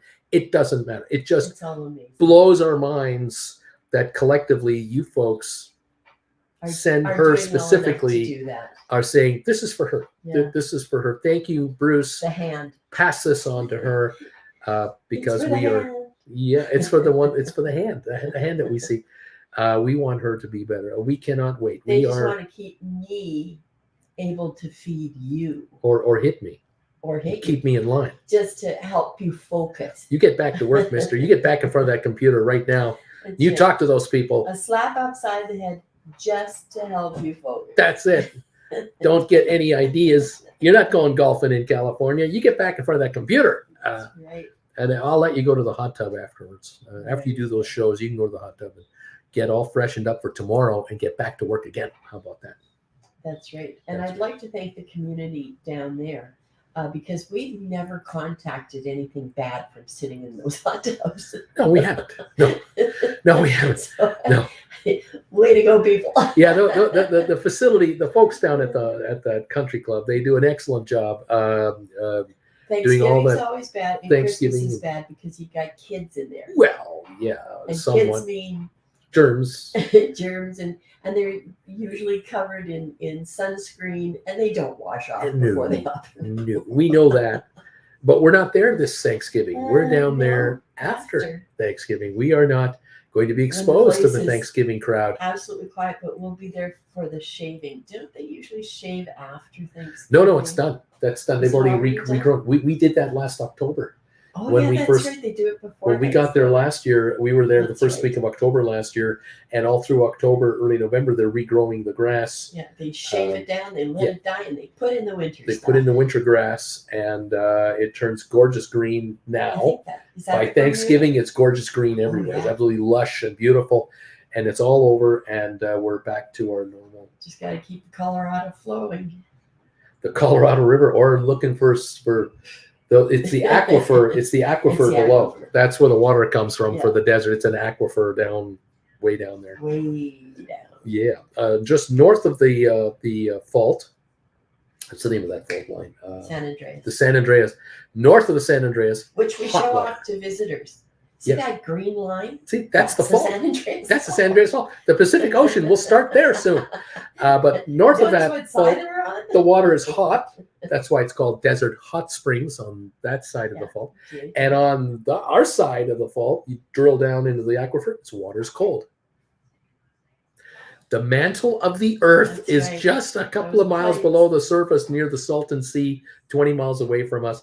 And if you're ever in that area, amazing. I highly recommend you go to the Salton Sea and go into the museum and talk to the forest wardens there. oh, they're great. Fascinating. Yeah. How that zipper's just opening up and Baja is getting longer and longer and That longer. Baja Peninsula is breaking away from the coastline, Yeah. and that the Pacific Ocean will come up the Baja Peninsula there Yeah. and reflood the Salton Sea thousands of years from now. Yeah. Can't stop it. It's amazing. Earth's tectonic plates. Yeah. The Salton Sea one day will be the Pacific We'll Ocean. just be part of the ocean. Will be Yeah. part of the Pacific Ocean. And so land values in Palm Desert 5,000 years from now, I can't attest to it. Well, I don't know. Again, wrong side of the fault. That's it. That's And true. we're only about, 800 years overdue for a big one there. Well, there's that. And If again, you can believe it. I don't know how many years the tectonic plates have to move for the Salton Sea to be flooded by the Pacific. Oh, I think It might be a million years. millennials. It might be 100,000 years. It might be next week. I It's don't know. Fascinating. But when the It's big just one comes fascinating. and the big split happens, Yeah. it might happen all in a week. I don't. And to see the flora and fauna that used to live there, what lives there now, what will live there once the waters come back. True. Yeah. It's going to be amazing. It's just going to be amazing. Yeah. We'll be around for part of it, but not all of it. Wow. Yeah. Not the whole millennium. Not the whole thing. I mean, I'm going to be on the air for a while, but I don't think I'll be on the air 100,000 years from now. Another thing, have you spoken about just how excited we are as Canadians today? It's all they're talking about on the radio. I haven't. Well, hint. What? Well, thousands of them will be walking down the street together, singing as they go into the arena. Canada is in the World Cup for the first time Oh yeah. ever. Yeah. Okay. And what's Canada's goal? Get a goal. Get a goal. We just really want to get a goal. I don't know how many World Cups we've been in. One. Have we only been in one ever? Yeah. And we never scored a goal. No, we play hockey. No kidding. Breaking news. We play hockey. We play hockey and lacrosse here because, Yeah. it's really cold from September. Generally till- speaking, it's quite cool. But in the April. summertime, it's quite warm. Yeah. There's a huge soccer group here, a following, a massive and we now number of have Canadians. this huge indoor soccer facility. Well, in Calgary. So we can play year round. The thing about Canada But in that the last literally was built this year. that's right. The thing about Canada that people may not fully understand or fully appreciate is in the last 10 years, 20 years, the immigration numbers into Canada has been massive. Oh, and the world loves football. The world loves football, but the immigrants coming to Canada their first love is Yeah, Football, soccer. they're hardcore soccer. they're hardcore soccer fans. That's from where they're cricket for those from India and Pakistan and other countries. But But we had a cricket pitch, I think, yeah. since Calgary was and born. we also have what is it called? The hockey on the grass. It's Field not- hockey. Field hockey. I was going to say grass hockey. That Field hockey is a horrible big game deal they made in us some play. countries, but football, soccer is the global sport. Yeah. And there are now 10 million new Canadians here in the last 20 years.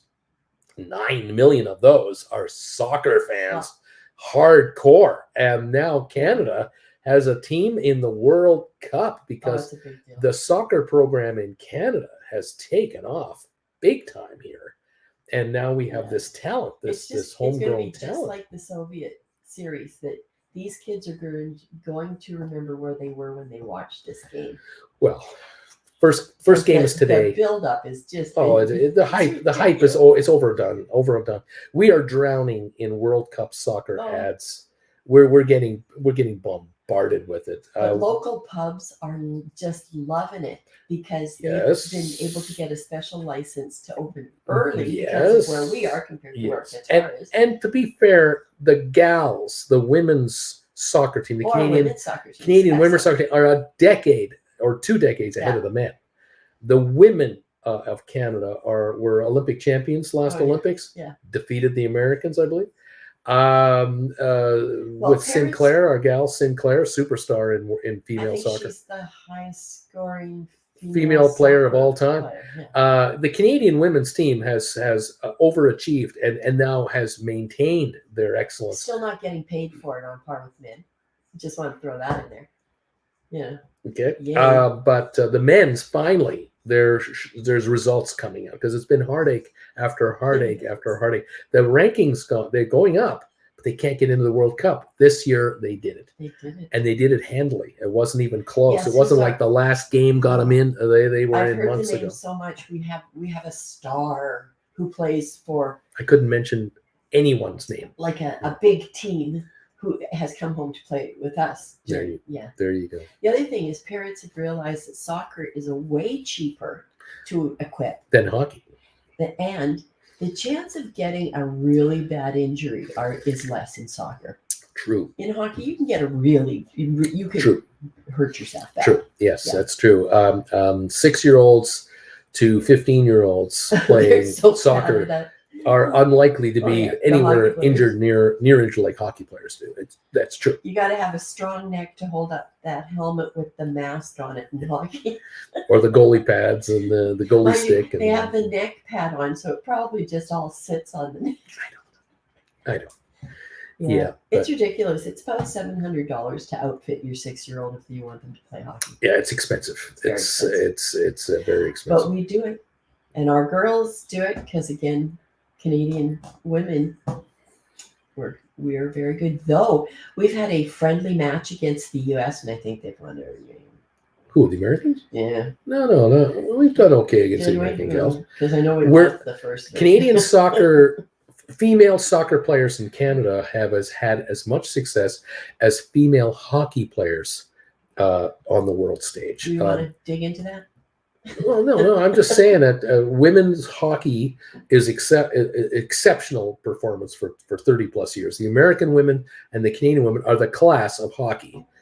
By far. Those two countries are the best, period. And then there are the other 6 good countries that are coming up, but can't match Canada, USA. So many of the soccer play different in colleges in the States. Yes, that's true. It'll be interesting to see if more soccer scholarships get created because of the World Cup. Yeah. Because the United States men are in the World Cup, the Canadian men are in the World Cup.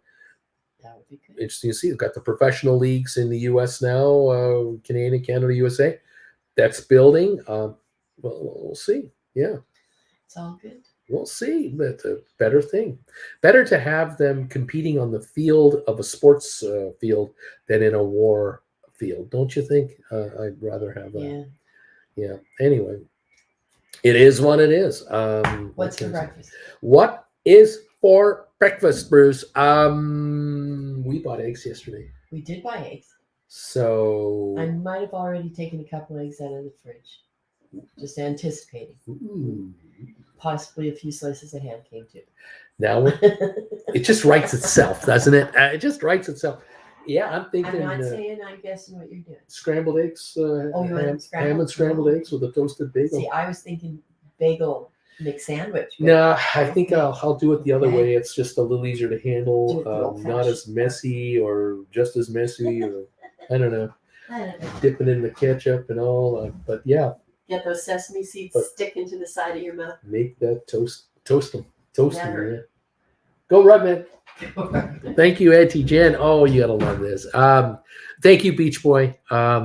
You're unbelievable, man. You're just unbelievable. Thank you. Uncle Bruce's moving day Friday. Nope, not Friday. We're here this weekend. We're here. Thank you all. Appreciate all of you who are with us here. It's great to have you here. Let me kind of catch up if I can.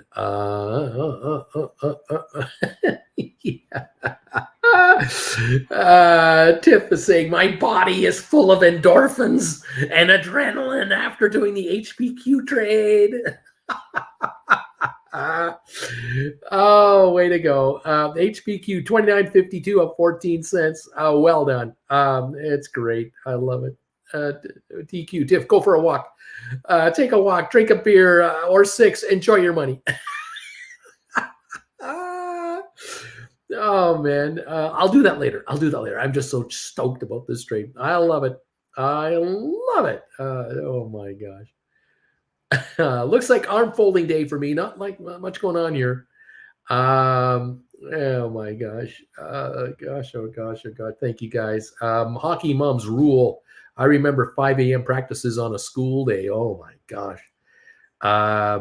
Betting spread for Canada to win the World Cup, 200 to 1. I think that's too low. Should be 2,000 to 1. Oh my gosh. Eggs are out. Here we go. What time does Rugman talk today? What's happening? Oh my gosh. The Dow's up 99. That's what we have for a gain on the Dow. The S&P's up 19. NASDAQ is up 91. Oil down 330 a barrel. Another big drop. Second time this week we've had this happen. 330 dropped to 77.65. 4% loss. Interesting. U.S. economy is losing speed. S&P surveys show. Interesting. 26.60 on GameStop, up 31 cents. Apple at 150.96, up 78. Tesla up $8.80 at 178.75. ATIP 51 cents, down 2.4 cents on a volume of 34,900 today. That's what we got. High of the day 55, low 51. That's where we are right now. Probably have a shorter trying to short this market down yet again. They'll eventually pay a dear price. I think SoFi 466.5. We're up 2.5 cents on SoFi. HPQ up 8 cents to 29.46. Amazon 93.59, up 39 cents. Home Depot up $1. Cisco is up 48 cents. Pfizer down 31. Netflix down 227. IBM is 19 cents higher. Microsoft 187 higher. Vanik is up 361. Adobe up 320. Goldman up $3, Google up 90 cents, Boeing up 99, Moderna down 150, Meta Platforms up 72 cents. We're not going anywhere here. ME up 3.5 cents, Rocket Lab up 1.5 cents, Matterport down 9/10 of a penny, SmartRent up 4.5, Spire up 4, Cyxtera down 2. Not a lot happening out there at the moment. We'll see what gives. We'll keep following it as we always do and will. Where is this market going? Is there much of a day here, or is this the beginning of a full week of depreciation because we're closed tomorrow? We are only open half a day on Friday, I think. We're closed Saturday and Sunday. We're back in it on Monday, and that's 5 days gone. Shrinkage continues. December 16 calls that a lot of you are sitting on are going to be in play pretty quickly here. Some of you are sitting on nice out-of-the-money calls that are depreciating wonderfully. Enjoy the shrinkage. Getting paid to do nothing. You got to like this. You got to love this. Anyway, fun. Let's see. Nick, a 187 thumbs up today. Fabulous, my friend. Thank you for the thumbs up. So folks talking to each other about different topics and what have you. Great stuff. Welcome to the show. Welcome to the channel. Nice to see you folks comparing notes. Consumer sentiment stays depressed after U.S. elections. Headline just came through. U.S. stocks rise ahead of the Fed minutes that are due at 2 Eastern. Noon my time. I think that's when this comes out. 3 hours 45 minutes from now. Gotta wait a while for that. We're up 40 cents on GameStop at 26.70. The volume on GameStop this morning, 632,000 shares. It's 155,000 pre-split. Very, very quiet. Very, very quiet. Low of the day. 25, what's that? 25.92. 25.92 is the low. The high of 26.86. We're at 26.71. So this is near the high of the day today. 42-cent gain. Nothing going on here. November reading of U.S. consumer sentiment revised upward. Bulletin came out. October rise in U.S. new home sales defies downward trend in housing data. Well, how much lower could it go? I mean, any kind of improvement would be like, oh my gosh, we got an improvement. It's certainly not a massive trend, I don't think. We're about to see higher interest rates. December coming up. Could be another 3/4 point, half a point. Those mortgages are going to go quiet again, I think. Unfortunately, anyway, there you go. Anyway, let's see what else is going on here. Mike H is saying, Alberto, you're talking about homeless people making money. This guy, Bruce, he makes $400 an hour and he's homeless. There you go. Alberto says, I remember working a full day for $50. Yeah, I remember. I remember working a full day in my dad's music store at $3 an hour, making $24 a day. I remember working at my dad's music store for $2 an hour, $16 a day. But then again, I remember when I made $16 a day, I could go down the block, a couple of stores away from my dad's store, there was a bakery, and I could buy a piece of apple strudel or cherry strudel made that day. That would be about an 8-inch long slab of strudel and about 4 inches across. That would be like my entire intake for 6 hours of time, a quarter. It cost me 25 cents. And I could buy a bottle of Coke for 20 cents and maybe 25 cents and get a nickel back for the empty, maybe 20 cents net. And that bottle of cola and that strudel, that'd be good for hours, 50 cents. Those are the good old days. I mean, it's all relative. It's all relative. I didn't have a car. I didn't pay for gas. Lived at my mom and dad's house, making $16 a day when you can buy food. I could go to the local little coffee shop down the street, which I would pay 60 cents for a cheeseburger. Top dollar, 60 cents for a cheap cheeseburger. If I had fries, it would be like a quarter, 85 cents for a cheeseburger and fries.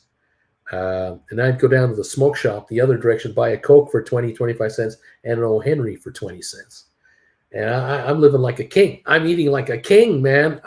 Cheeseburger, fries, and an O. Henry for dessert with a Coke to wash it all down with. I wouldn't have to eat for 8 hours. Man, that was good times. Making $16 and spending $1.20. That's okay. Yeah, the rest was banked. Not bad. JR, Uncle Bruce needs to have another channel, making bank as a homeless guy. There you go. DQ, Alberto, don't you get tips though? All in singles? Alberto's laughing.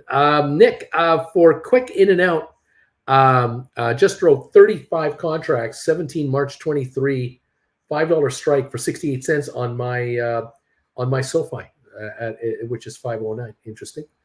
Looking for a little pullback there. We're at 467 right now on SoFi. We're up 3.5 cents. So interesting. Let's see here. What's this said? I don't work for the club. I'm an independent contractor. Fed minutes an hour and 30 minutes, says Matthew. Oh, okay. I used to deliver papers and collect glass soda bottles, says JR. A few bottles would buy me a ton of candy back in the 70s. That's right. Nowadays, you want to get a candy bar at a 7-Eleven, you got to take back like, what, $1.20 in empties? That's like 24 cans at 5 cents a can if you get 5 cents a can. Here in Calgary, we get 10 cents a can, but you're going to need like $1.50 to buy a chocolate bar. You got to find 15 cans. That's ridiculous. Deuce Caboose, who has the highest average SoFi here? I'm 11.97 right now. Deuce. I only need a triple. Bobby, I'm at 1069. Michael, $12 even here.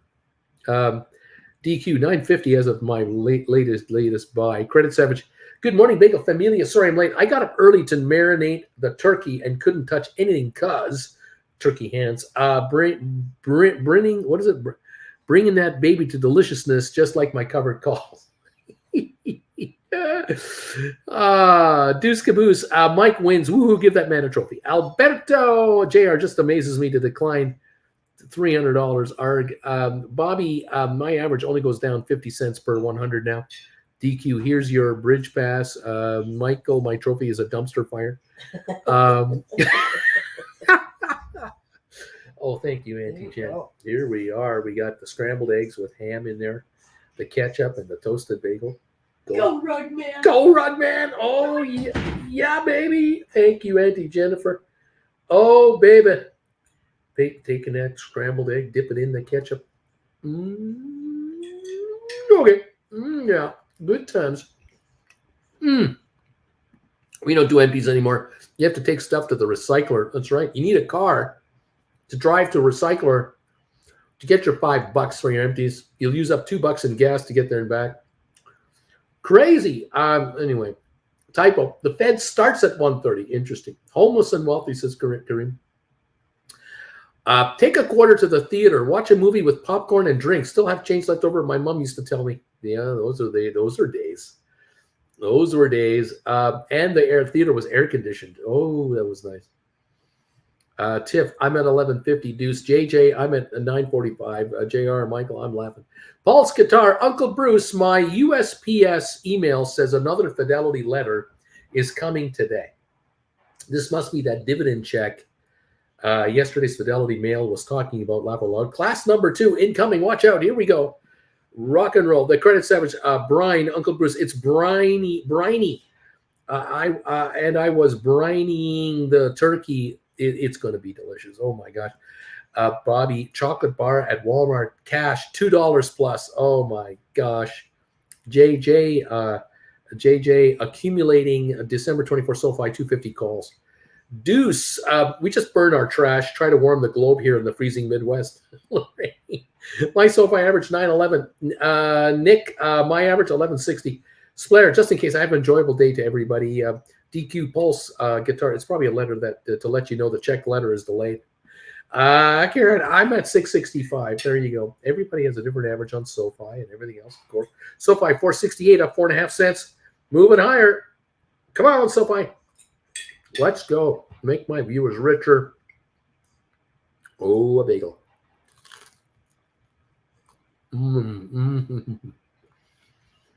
Oh, yeah.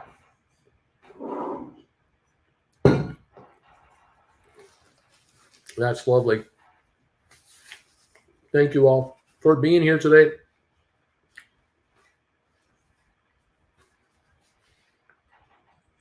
Thank you all for joining me this morning.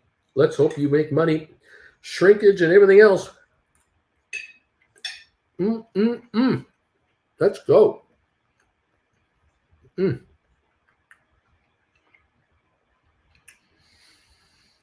Average went from 505 to 574. Added more at what I thought was a low. Wrong. Susan bought my 94-year-old mom a Hallmark birthday card. Cost was $8 for a greeting card. I paid cash because the store wanted me to pay a 4% transaction fee. Stores are now even inflating credit card fees. Unbelievable. Matthew, SoFi average 532. The old surfer, Alberto, agree. I was at an intersection that was going to give a homeless somebody, and then we don't know what's going on. The credit savage.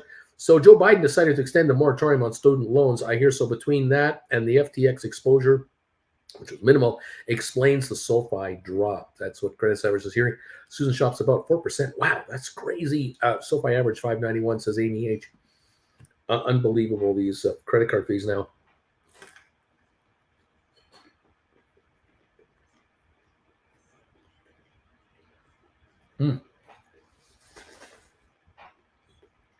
We're hearing much more about this. These fees. We're hearing about this, yeah.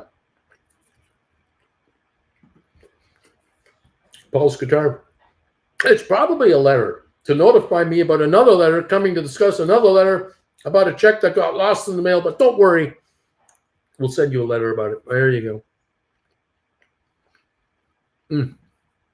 Michael, if I had a $5 SoFi average, I'd own over 30,000 shares. That makes me sad. Coyote, 750 SoFi average for me. Alberto, the old surfer, I try to give, but imagine turning down $300 for 5 or 6 hours of labor. Not that I needed him, just said that he can make more asking for money. DQ, Pulse, maybe it's a letter asking why you never write them back.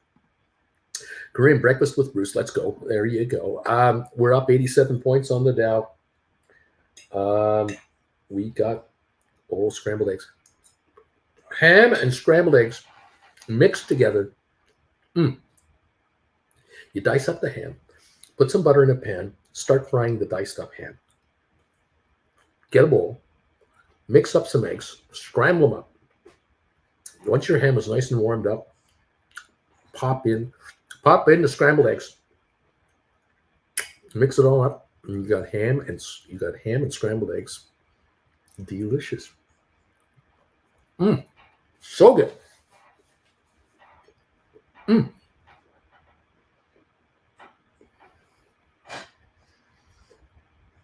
Okay.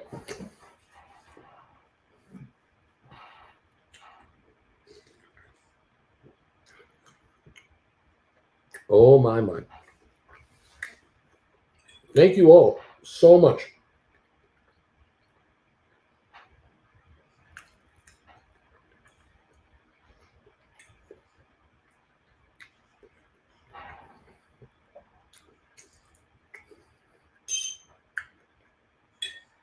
Oh, baby.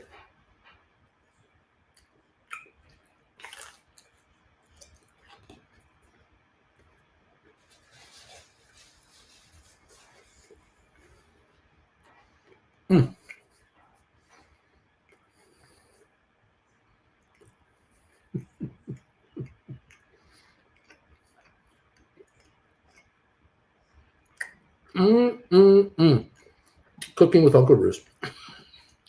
I see those other comments. I'm reading them, but I'm not sharing them.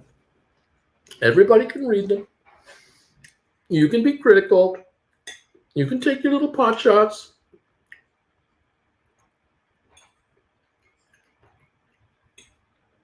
I just want you guys to get rich.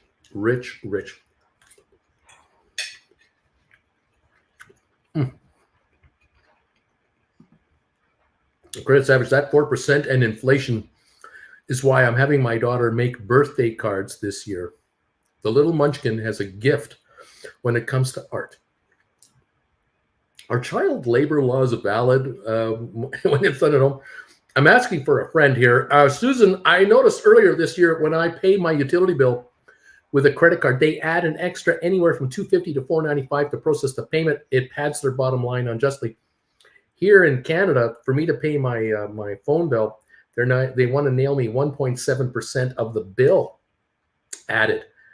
Credit card transaction fees. This is ridiculous. Yeah, I don't have a credit card to use. I don't use a credit card to pay my phone bill.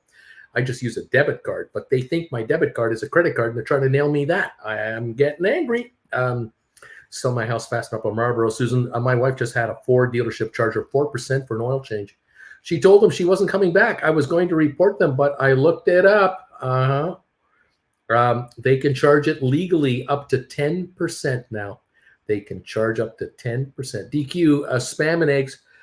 It's not a shot at you. It's delicious and deadly. It is delicious. I hear you. Banana nut bread for me, homemade, says Duncan. Alberto, the credit. Wait, what great idea. I have 4 grandkids this weekend. I'm putting them to work. Make them make Christmas cards and birthday cards and you name it. Michael, a lot of stores here are charging an extra 3-4% for credit cards. That's what they're doing. They're nailing it. And, you know, the inflation thing is embedded. This is why the Fed can't knock it off.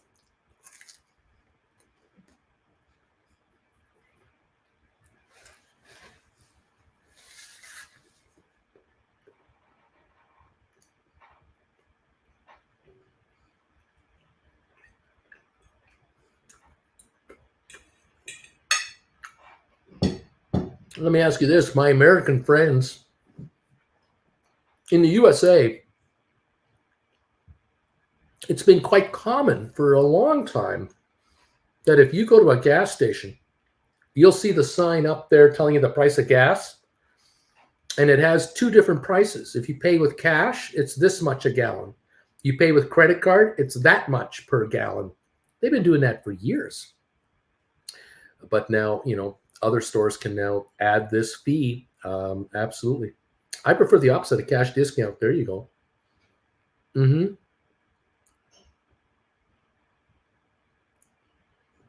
Oh my gosh. I found some pumpkin spice bagels yesterday. No sesame seeds though. Not my taste. That's not my taste. 104-point gain on the Dow. We're up 20 on S&P, 100 on NASDAQ. We're down 316 on oil.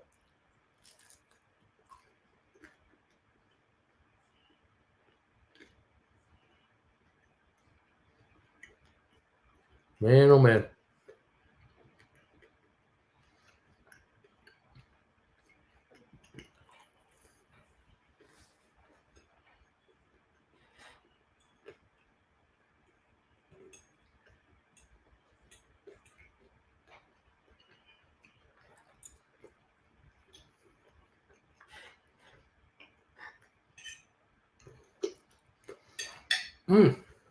Delicious.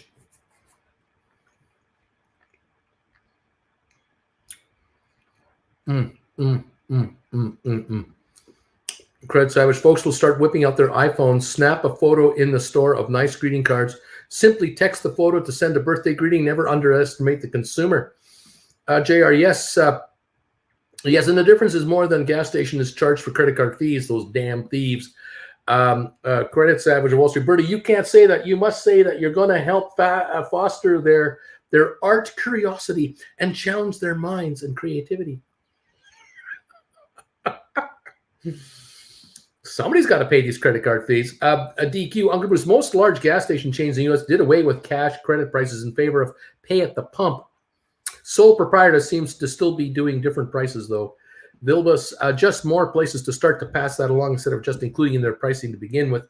Airlines, seat charges, baggage fees. Yeah, you bet. Hotels, resort fees in the middle of the winter for the pool. That's all done up, closed up.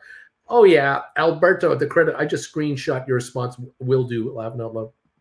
Nick, I give cash discounts to our patrons since I also have to pay a 4% credit card fee. Sell my house fast up on Marlboro. Uncle Bruce, that is true about U.S. gas stations, but you get the cash price for a debit card. Usually, by the way, did you know that it is illegal to pump your own gas in New Jersey and one or two other states? I believe it used to be illegal and might still be illegal to pump in Oregon. They pump it for you there. New Jersey, I've heard, yeah. JR Vilbus, stores pay the credit card fees, then pass it on to the consumer, then charge consumer for credit card fees. There you go. I had a retail store, and I was noticing my month-end statement would come in from the credit card company, and they break down all the charges that I accepted, and they would say, "Oh yeah, you brought in $10,000 on credit card transactions. $2,000 of the $10,000 were standard credit cards that don't offer bonuses. They don't give you cash back. They don't give you travel. They're just regular credit card. We charge you, 2.5% on those, let's say. So that's $50. Okay. But then you got $4,000 out of the $10,000 that were bonus point credit cards. They did have travel points. They did have, zero fees, no annual fee promotions and stuff. Those are 3.5% for $4,000 this month. That's $140 off of your money. And then you had $4,000 as well in high-end premium credit cards. These are the high-end bonus points and free airfare deals and cash back and on and on. Those we charge you 4.5% for those. So now that's $180 for those credit cards. So you add up the three fees and you realize, holy crap, I'm paying these guys like $500-600, $400 or $500, whatever the number is, ridiculous hundreds of dollars a month. And at Christmas time, I'm going to do triple the business because that's when the money comes in. It's Christmas time. I'm going to pay $1,000 in fees just to accept credit cards. So we made a change. We said no credit cards. We don't accept credit. Debit or cash only. It's all we accepted. And my employees went, "Oh, this could really cost you."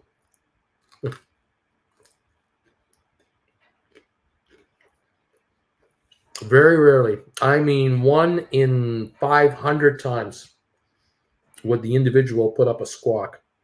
But they quickly back off and they go, oh, I see what you mean. You're getting crushed. You're an independent retailer. Okay, here's a debit card. Charge $200 to my debit card. I have the money in the bank. I'm only going to get 40 points anyway. These 40 points are freaking useless for what I need anyway. I have people come in and say, they come with a $700 purchase. They pick up. I'll take that. I'll take that. Do you give a cash discount?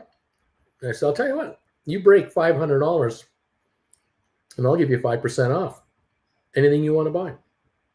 And they'd rack up $700. I'd give them $35 off, because I'd rather give them $35 credit, like off, than pay a 4% fee to a bloody credit card for that transaction anytime. And they would literally say, there's a bank machine over there. I'll be right back. And they go to the bank machine, come back, add it to the money they got on them. They're handing me $100 bills. Loved it. Loved it. We did not take credit cards in our last year and a half of business.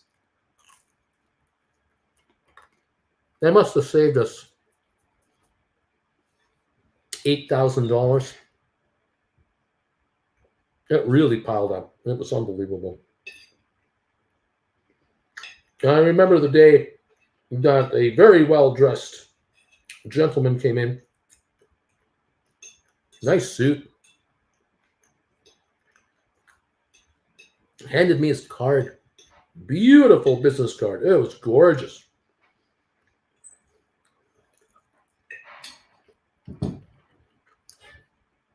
American Express Canada wanted to know if I'd like to accept the American Express card.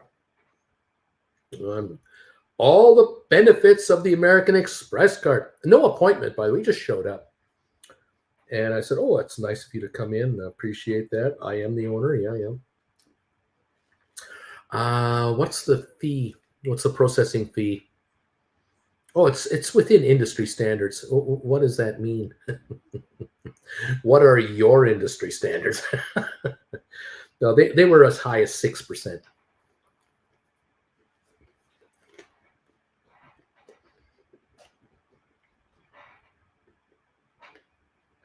He's trying to tell me how much more business I would make if I showed off the American Express logo on my till. I'm thinking, buddy, the people that walk in my front door, they're not here because I accept certain credit cards. They're here because I got the best selection of sports equipment, sports jerseys, hats, cups, hockey pucks with logos on them, and lapel pins and wallets and any kind of gift item you can imagine with a logo on it. They are coming into this store because I've got the best selection in this city. You're not coming in here because I accept Visa and MasterCard, or I'm about to accept your credit card. That's not why they're here.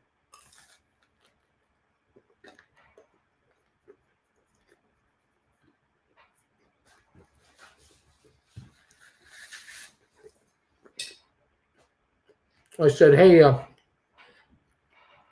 what do you do for me? If I accept your credit card, what do I get? I'm handing you a 6% off the top. I bring in $5,000 on Amex. I'm giving you $300. Do I get a Christmas card? Do I get a birthday card? Somebody calling me up for a round of golf in July? Oh no, sir. We don't do that kind of thing. We're a financial institution. I said, well, quite frankly, sir, you might take note of the sign on my cash register. We don't accept credit cards. We don't even accept Visa or MasterCard. We're not going to accept Amex. It's debit only or cash. Cash or debit only. Oh, that must be costing you a fortune. I said, no, it's not. If I lose a $50 sale because somebody can't afford to give me cash or a debit card, I'm losing $20 in margin.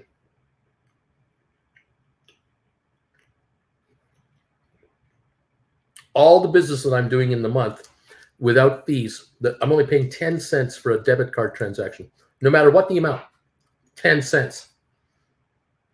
I am saving $1,000 a month in fees. This $20 margin, chump change to me. Because I make more money not accepting credit cards than accepting credit cards.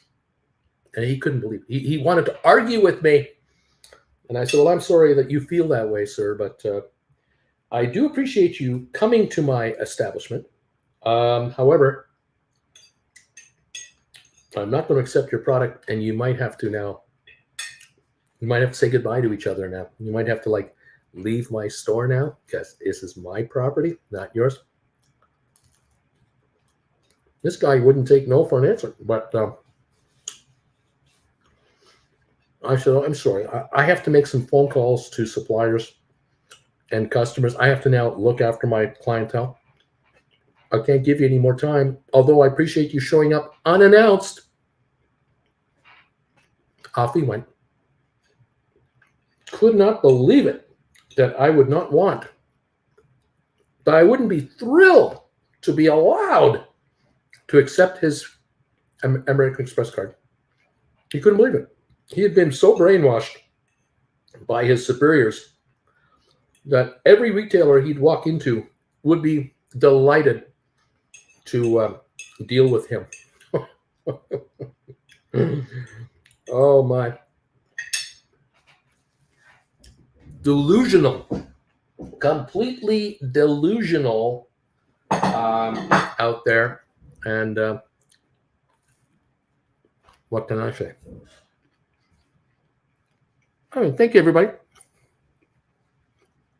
Thanks for waiting me out. Oh, Uncle Bruce, I'm so grateful to you. I wrote a GameStop April 21st expiry, a 27.50 strike for $680. I had to go far out to get that kind of premium. But as soon as I have another 100 shares, 2 GameStop contracts only 3 weeks out equals the same amount of money. 340 each, $680. Yeah, that's right. Power of compounding. W. Walters, I'd much rather pay credit card fees than handle cash. Do you know where that cash has been? Michael, sell my house fast up in Marlboro. Yep, you can't pump your own gas in New Jersey. Susan, credit card fees are the cost of doing business, and most businesses folded into their prices. What's happening now is an excessive money grab. JR, it is illegal in Oregon too. Yep, to pump gas. Larry, only illegal in New Jersey, Oregon. Allow you to pump gas now. Also, Oregon, you can pump gas now. Interesting. Ibrid, airlines don't take cash, a credit card only for their snacks on board planes, right? Unbelievable. It's amazing. Larry, I was there in Mayish of this year in Oregon. You can pump your own gas. Did that change recently, Larry? JR, last time I was there about 3 years ago, I couldn't pump gas. Michael, I like to pump my own gas with the engine on, and I enjoy a nice cigar. And on New Year's Eve, you like firing off firecrackers while you're doing all that at the same time? I know, Michael. I got you. I hear you. Credit Savage of Wall Street. Case in point, I have not paid for a hotel stay or a full flight since 2018. If you do your research, just like with stocks, you'll come out ahead. You must use the Amex, Chase, Citi, or Bank of America systems to get the points. I just never carry a balance, though. That's the thing. I charge, I pay it off, I get the points. Karen, I have one covered call I use all the time. So I have one credit card I use all the time. So I get 2% cash back with no annual fee. It adds up. DQ, JR. Larry, Oregon lifted the rule temporarily during the summer heat wave, then reverted back, apparently. That's interesting, JR. Credit Savage of Wall Street. Does it pay for the yearly fees on those cards? The old surfer. Mike, laugh a lot on your cell phone, too. JR, I use the Costco Visa card, says JR. 4% cash back on gas, 2% on almost everything else. Take a road trip and I can get over $1,000 back a year. Susan shops about the food companies who were caught gloating on how how they're doing with inflation to hike prices. I'm like, where is our government? In the past, Florida fined companies that did that during hurricanes, gouging people. Michael, the old surfer, right after dragging my feet over a shag carpet. Credit Savage, do your math and see how much you make over an annual fee. There's credit cards that are only good for 2 years tops. Then I cancel them. My no AF cards are forever. No fee credit forever. There's only 2 premium credit cards I keep. Credit Savage, Costco is a keeper. Chase Freedom is a keeper. For the customer, it's great, but retailers eat it. Uncle Bruce is right. Jim Stevens, the best dirndls in town, baby. That's right. JR, the credit debit business is in billions of dollars venture these days. Huge business. Huge. Bobby Atkinson, cash transactions equals unrecorded sales.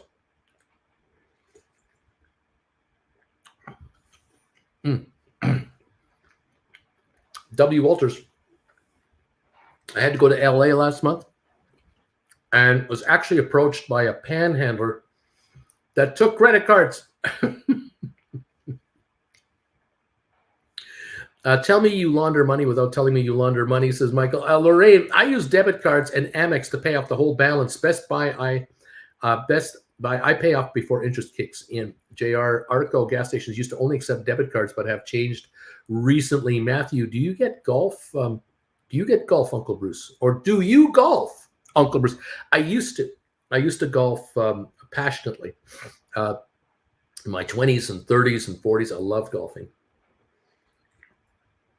But in the last 7-8 years, I've really not done anything. Susan, I'm paying property tax on my credit card this year. Florida gives a 4% discount if you pay the month it's due, and with my 2% cash back, that helps a lot. Coyote, get lost, pal, says Coyote.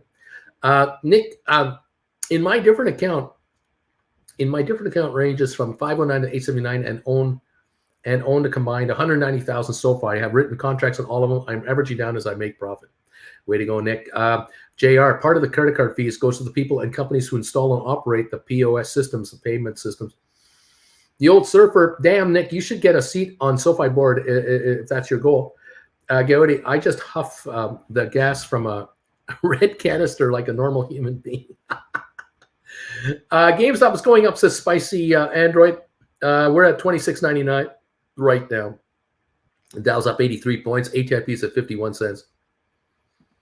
Gowdy, Susan, they bought their politicians a long time ago. I just love how these credit cards say you are earning cash, but they like to tell you that you have to spend a lot of money for that 2%.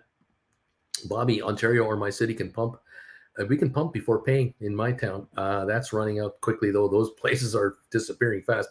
I saw a fun chart Monday, says Coyote, the rate of credit card debt versus American savings. In 2022, you do not want to see that gap. It's ugly. Dave, the Mac guy, it's called churning, maximizing credit card points, returns, etc. If you can manage it, you can easily make 1% to 2% back or more, depending if you want to get cash or rewards. Nick, I bet that panhandler came in a Mercedes. Coyote, I respect the hustle of the homeless guy taking cards.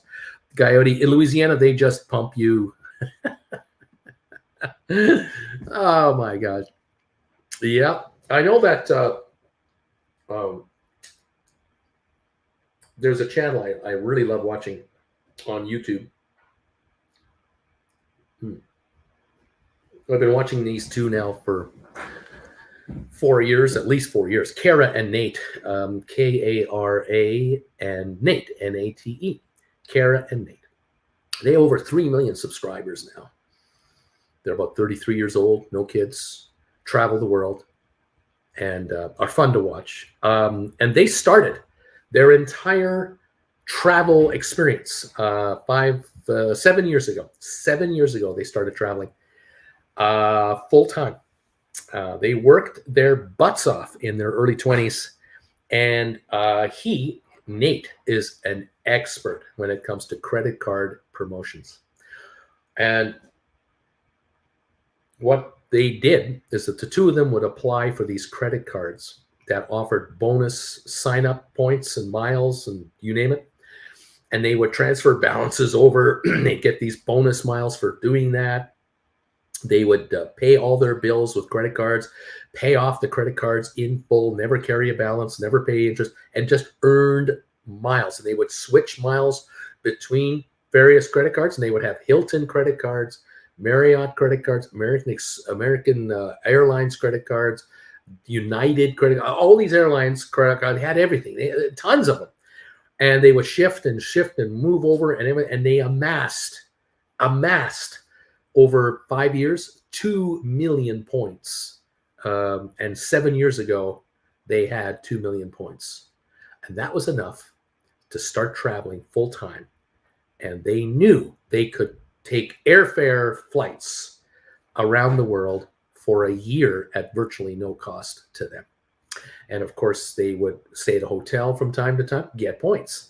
They would spend money on the road for something and use a credit card, more points. But the card they would use would be the one with the double points, triple points, the big promotion. And they were always hauling in points anywhere they could while they were spending points. And they would shift points from one card or one hotel chain to another, to the airline. Sometimes they would get a 50,000 point bonus if you shifted over to us. They would do all this stuff and constantly rack up point upon point upon point. And to this very day, they are still doing that. And they're now beginning to upgrade points from regular airfare to business class, from regular airfare to first class upgrades. They're finding all kinds of ways to enjoy these perks. They're experts at it, and they've done a beautiful job. They have their own website showing you how they do it, which credit cards they'd recommend you go with. And then I think they have a newsletter where you pay so much a month to get their latest updates. And they tell you the best credit cards to move into, the latest promotion from company so-and-so, something such and such. Fascinating. Absolutely fascinating. It's an entire world. It's an entire world out there. Anyway, I have trouble understanding balance transfers. Credit Savage, guys, if you have a credit card that gives you back 5 points per dollar spent, and those points are worth 2 cents each when you redeem them, you're making a 10% back on a spend. I have a credit card that gives me 68% back. It depends on you. Nick S., professional point collectors. Yeah, exactly. There are gazillions of them out there and have been for decades. It's a unique side to the credit card market, but retailers are the ones who pay. When you use your credit card for whatever you use it for, whoever accepts your card is paying a fee of epic proportions. And now we have this add-on thing going on. So you got to be selective where you use your card and how you do it, and so on. And there you go. Anyway, it's just another aspect of the financial world that it exists. Guys, I've been on the air for 2 hours, 22 minutes. Today is Wednesday, Guess what that means? Tonight, 8 o'clock Eastern time, we are live with all of you folks that are Gold Bagel members. If you've become a Gold Bagel member here, you can join me at 8 o'clock tonight Eastern time for the prime time show with Uncle Bruce, exclusively for Gold Bagel members. It's kind of like a high-end credit card. If you pay $25 a month, you are a Gold Bagel member, and you hang out with me every Wednesday night with a small group of other viewers, and you can get a lot of questions in about your option trading. It's pretty cool. We cover a lot of stuff. It's unbelievable how fast an hour goes by. It's incredible, but it's kind of worth the money. People here say that the primetime show is worth the entire experience to be a Gold Bagel member. And I thank you all for those of you who pop in every time. Those of you who can't make it live, you can watch the Gold Bagel one-on-one, the show, as a rerun anytime you want. There's that too. So a little bit of benefit for you. Thank you, all of you. I look forward to seeing you all this evening. You Gold Bagel members, I love it. Let's see. I'd love to have Target pay me to fly to Europe, says JR. Credit Savage, too, your lifestyle. For example, my stay at the Waldorf was 90,000 Hilton points a night. But I get 2 cents per point and get points quickly. So $1,200 a night stay, X5 for me is free. Walter, so basically you're telling me I should pay my 2% mortgage with a 4% cashback credit card. I like the sound of that. John, thanks everybody. Duncan, we have won bids on first class flights the day before 90% of the time. How about that? Richard, neat. Same with Constantine showing off some neat emojis. Credit Savage, number 3. I also save on taxes and fees with point redemption. So I saved easily $9,000 on a 5-day trip to Beverly Hills. How about that, JR? Speaking of Target, if you have a red debit card, you get a 5% discount on your purchase. I bought an Instapot on Black Friday a while back for a 50% discount. That included my red card. Sweet deal. Amy, primetime show is the best. Constantine, Uncle Bruce, what will be a good right now, a good right for a contract right now on GameStop? What should I do right now? Well, we're at $26.98 is the price of the stock right now, up 68 cents. You may want to look at a $28 contract for January, a $29 for January or February. See what kind of premiums you can get your hands on. Check out those prices and bring in some money. If you're aggressive, you can always write a $27 call for January or February. That's an at-the-money contract. How much premium can you get? But if you want to write a $28 out of the money, all premium, might be the way to go. Check it out. Could be the way to do it. That's what the stock is saying to me at the moment. If these shares go to $24.99 in a couple of days and you wrote a $28 call, are you one happy camper? I would say so. There you go. If the stock wants to go to 30, it doesn't matter. You have a $28 strike price and you got a big fat premium to write it, you're still ahead of the curve, even if you got exercised. You don't mind. It's all good. Dang, HPQ needs to drop to the basement. 29.37 down a penny on HPQ. Thank you, Uncle B, says Constantine. You got it, buddy. No problem at all. Thank you all for joining me today with the show. Thank you for being here. Thank you to Beach Boy for this fabulous donation today on Super Chat. I do appreciate it. Jen is blown away as always. Thank you all of you who are backing this channel by being members of this channel. Those of you who are subscribers, those of you who are taking classes, those of you who are looking me up for a one-on-one. Thank you. If you're asking for a one-on-one session, I'll get to you shortly. Just send me an email, and between the live shows, I'll try to get back to you and see if we can set something up with you. We're available this Sunday for sure. Looking forward to anyone who wants to have a one-on-one. Thank you guys again for your support of Stock Markets with Bruce. Those of you picking up logo items as well. Those of you who've been picking up Rugman product, way to go. This is spreading everywhere. It's unbelievable. The yoink! It's all over the place. Thank you guys. Oh, that's fantastic. Love the Rugman mugs, coffee cups, t-shirts, sweatshirts, you name it. It's awesome stuff.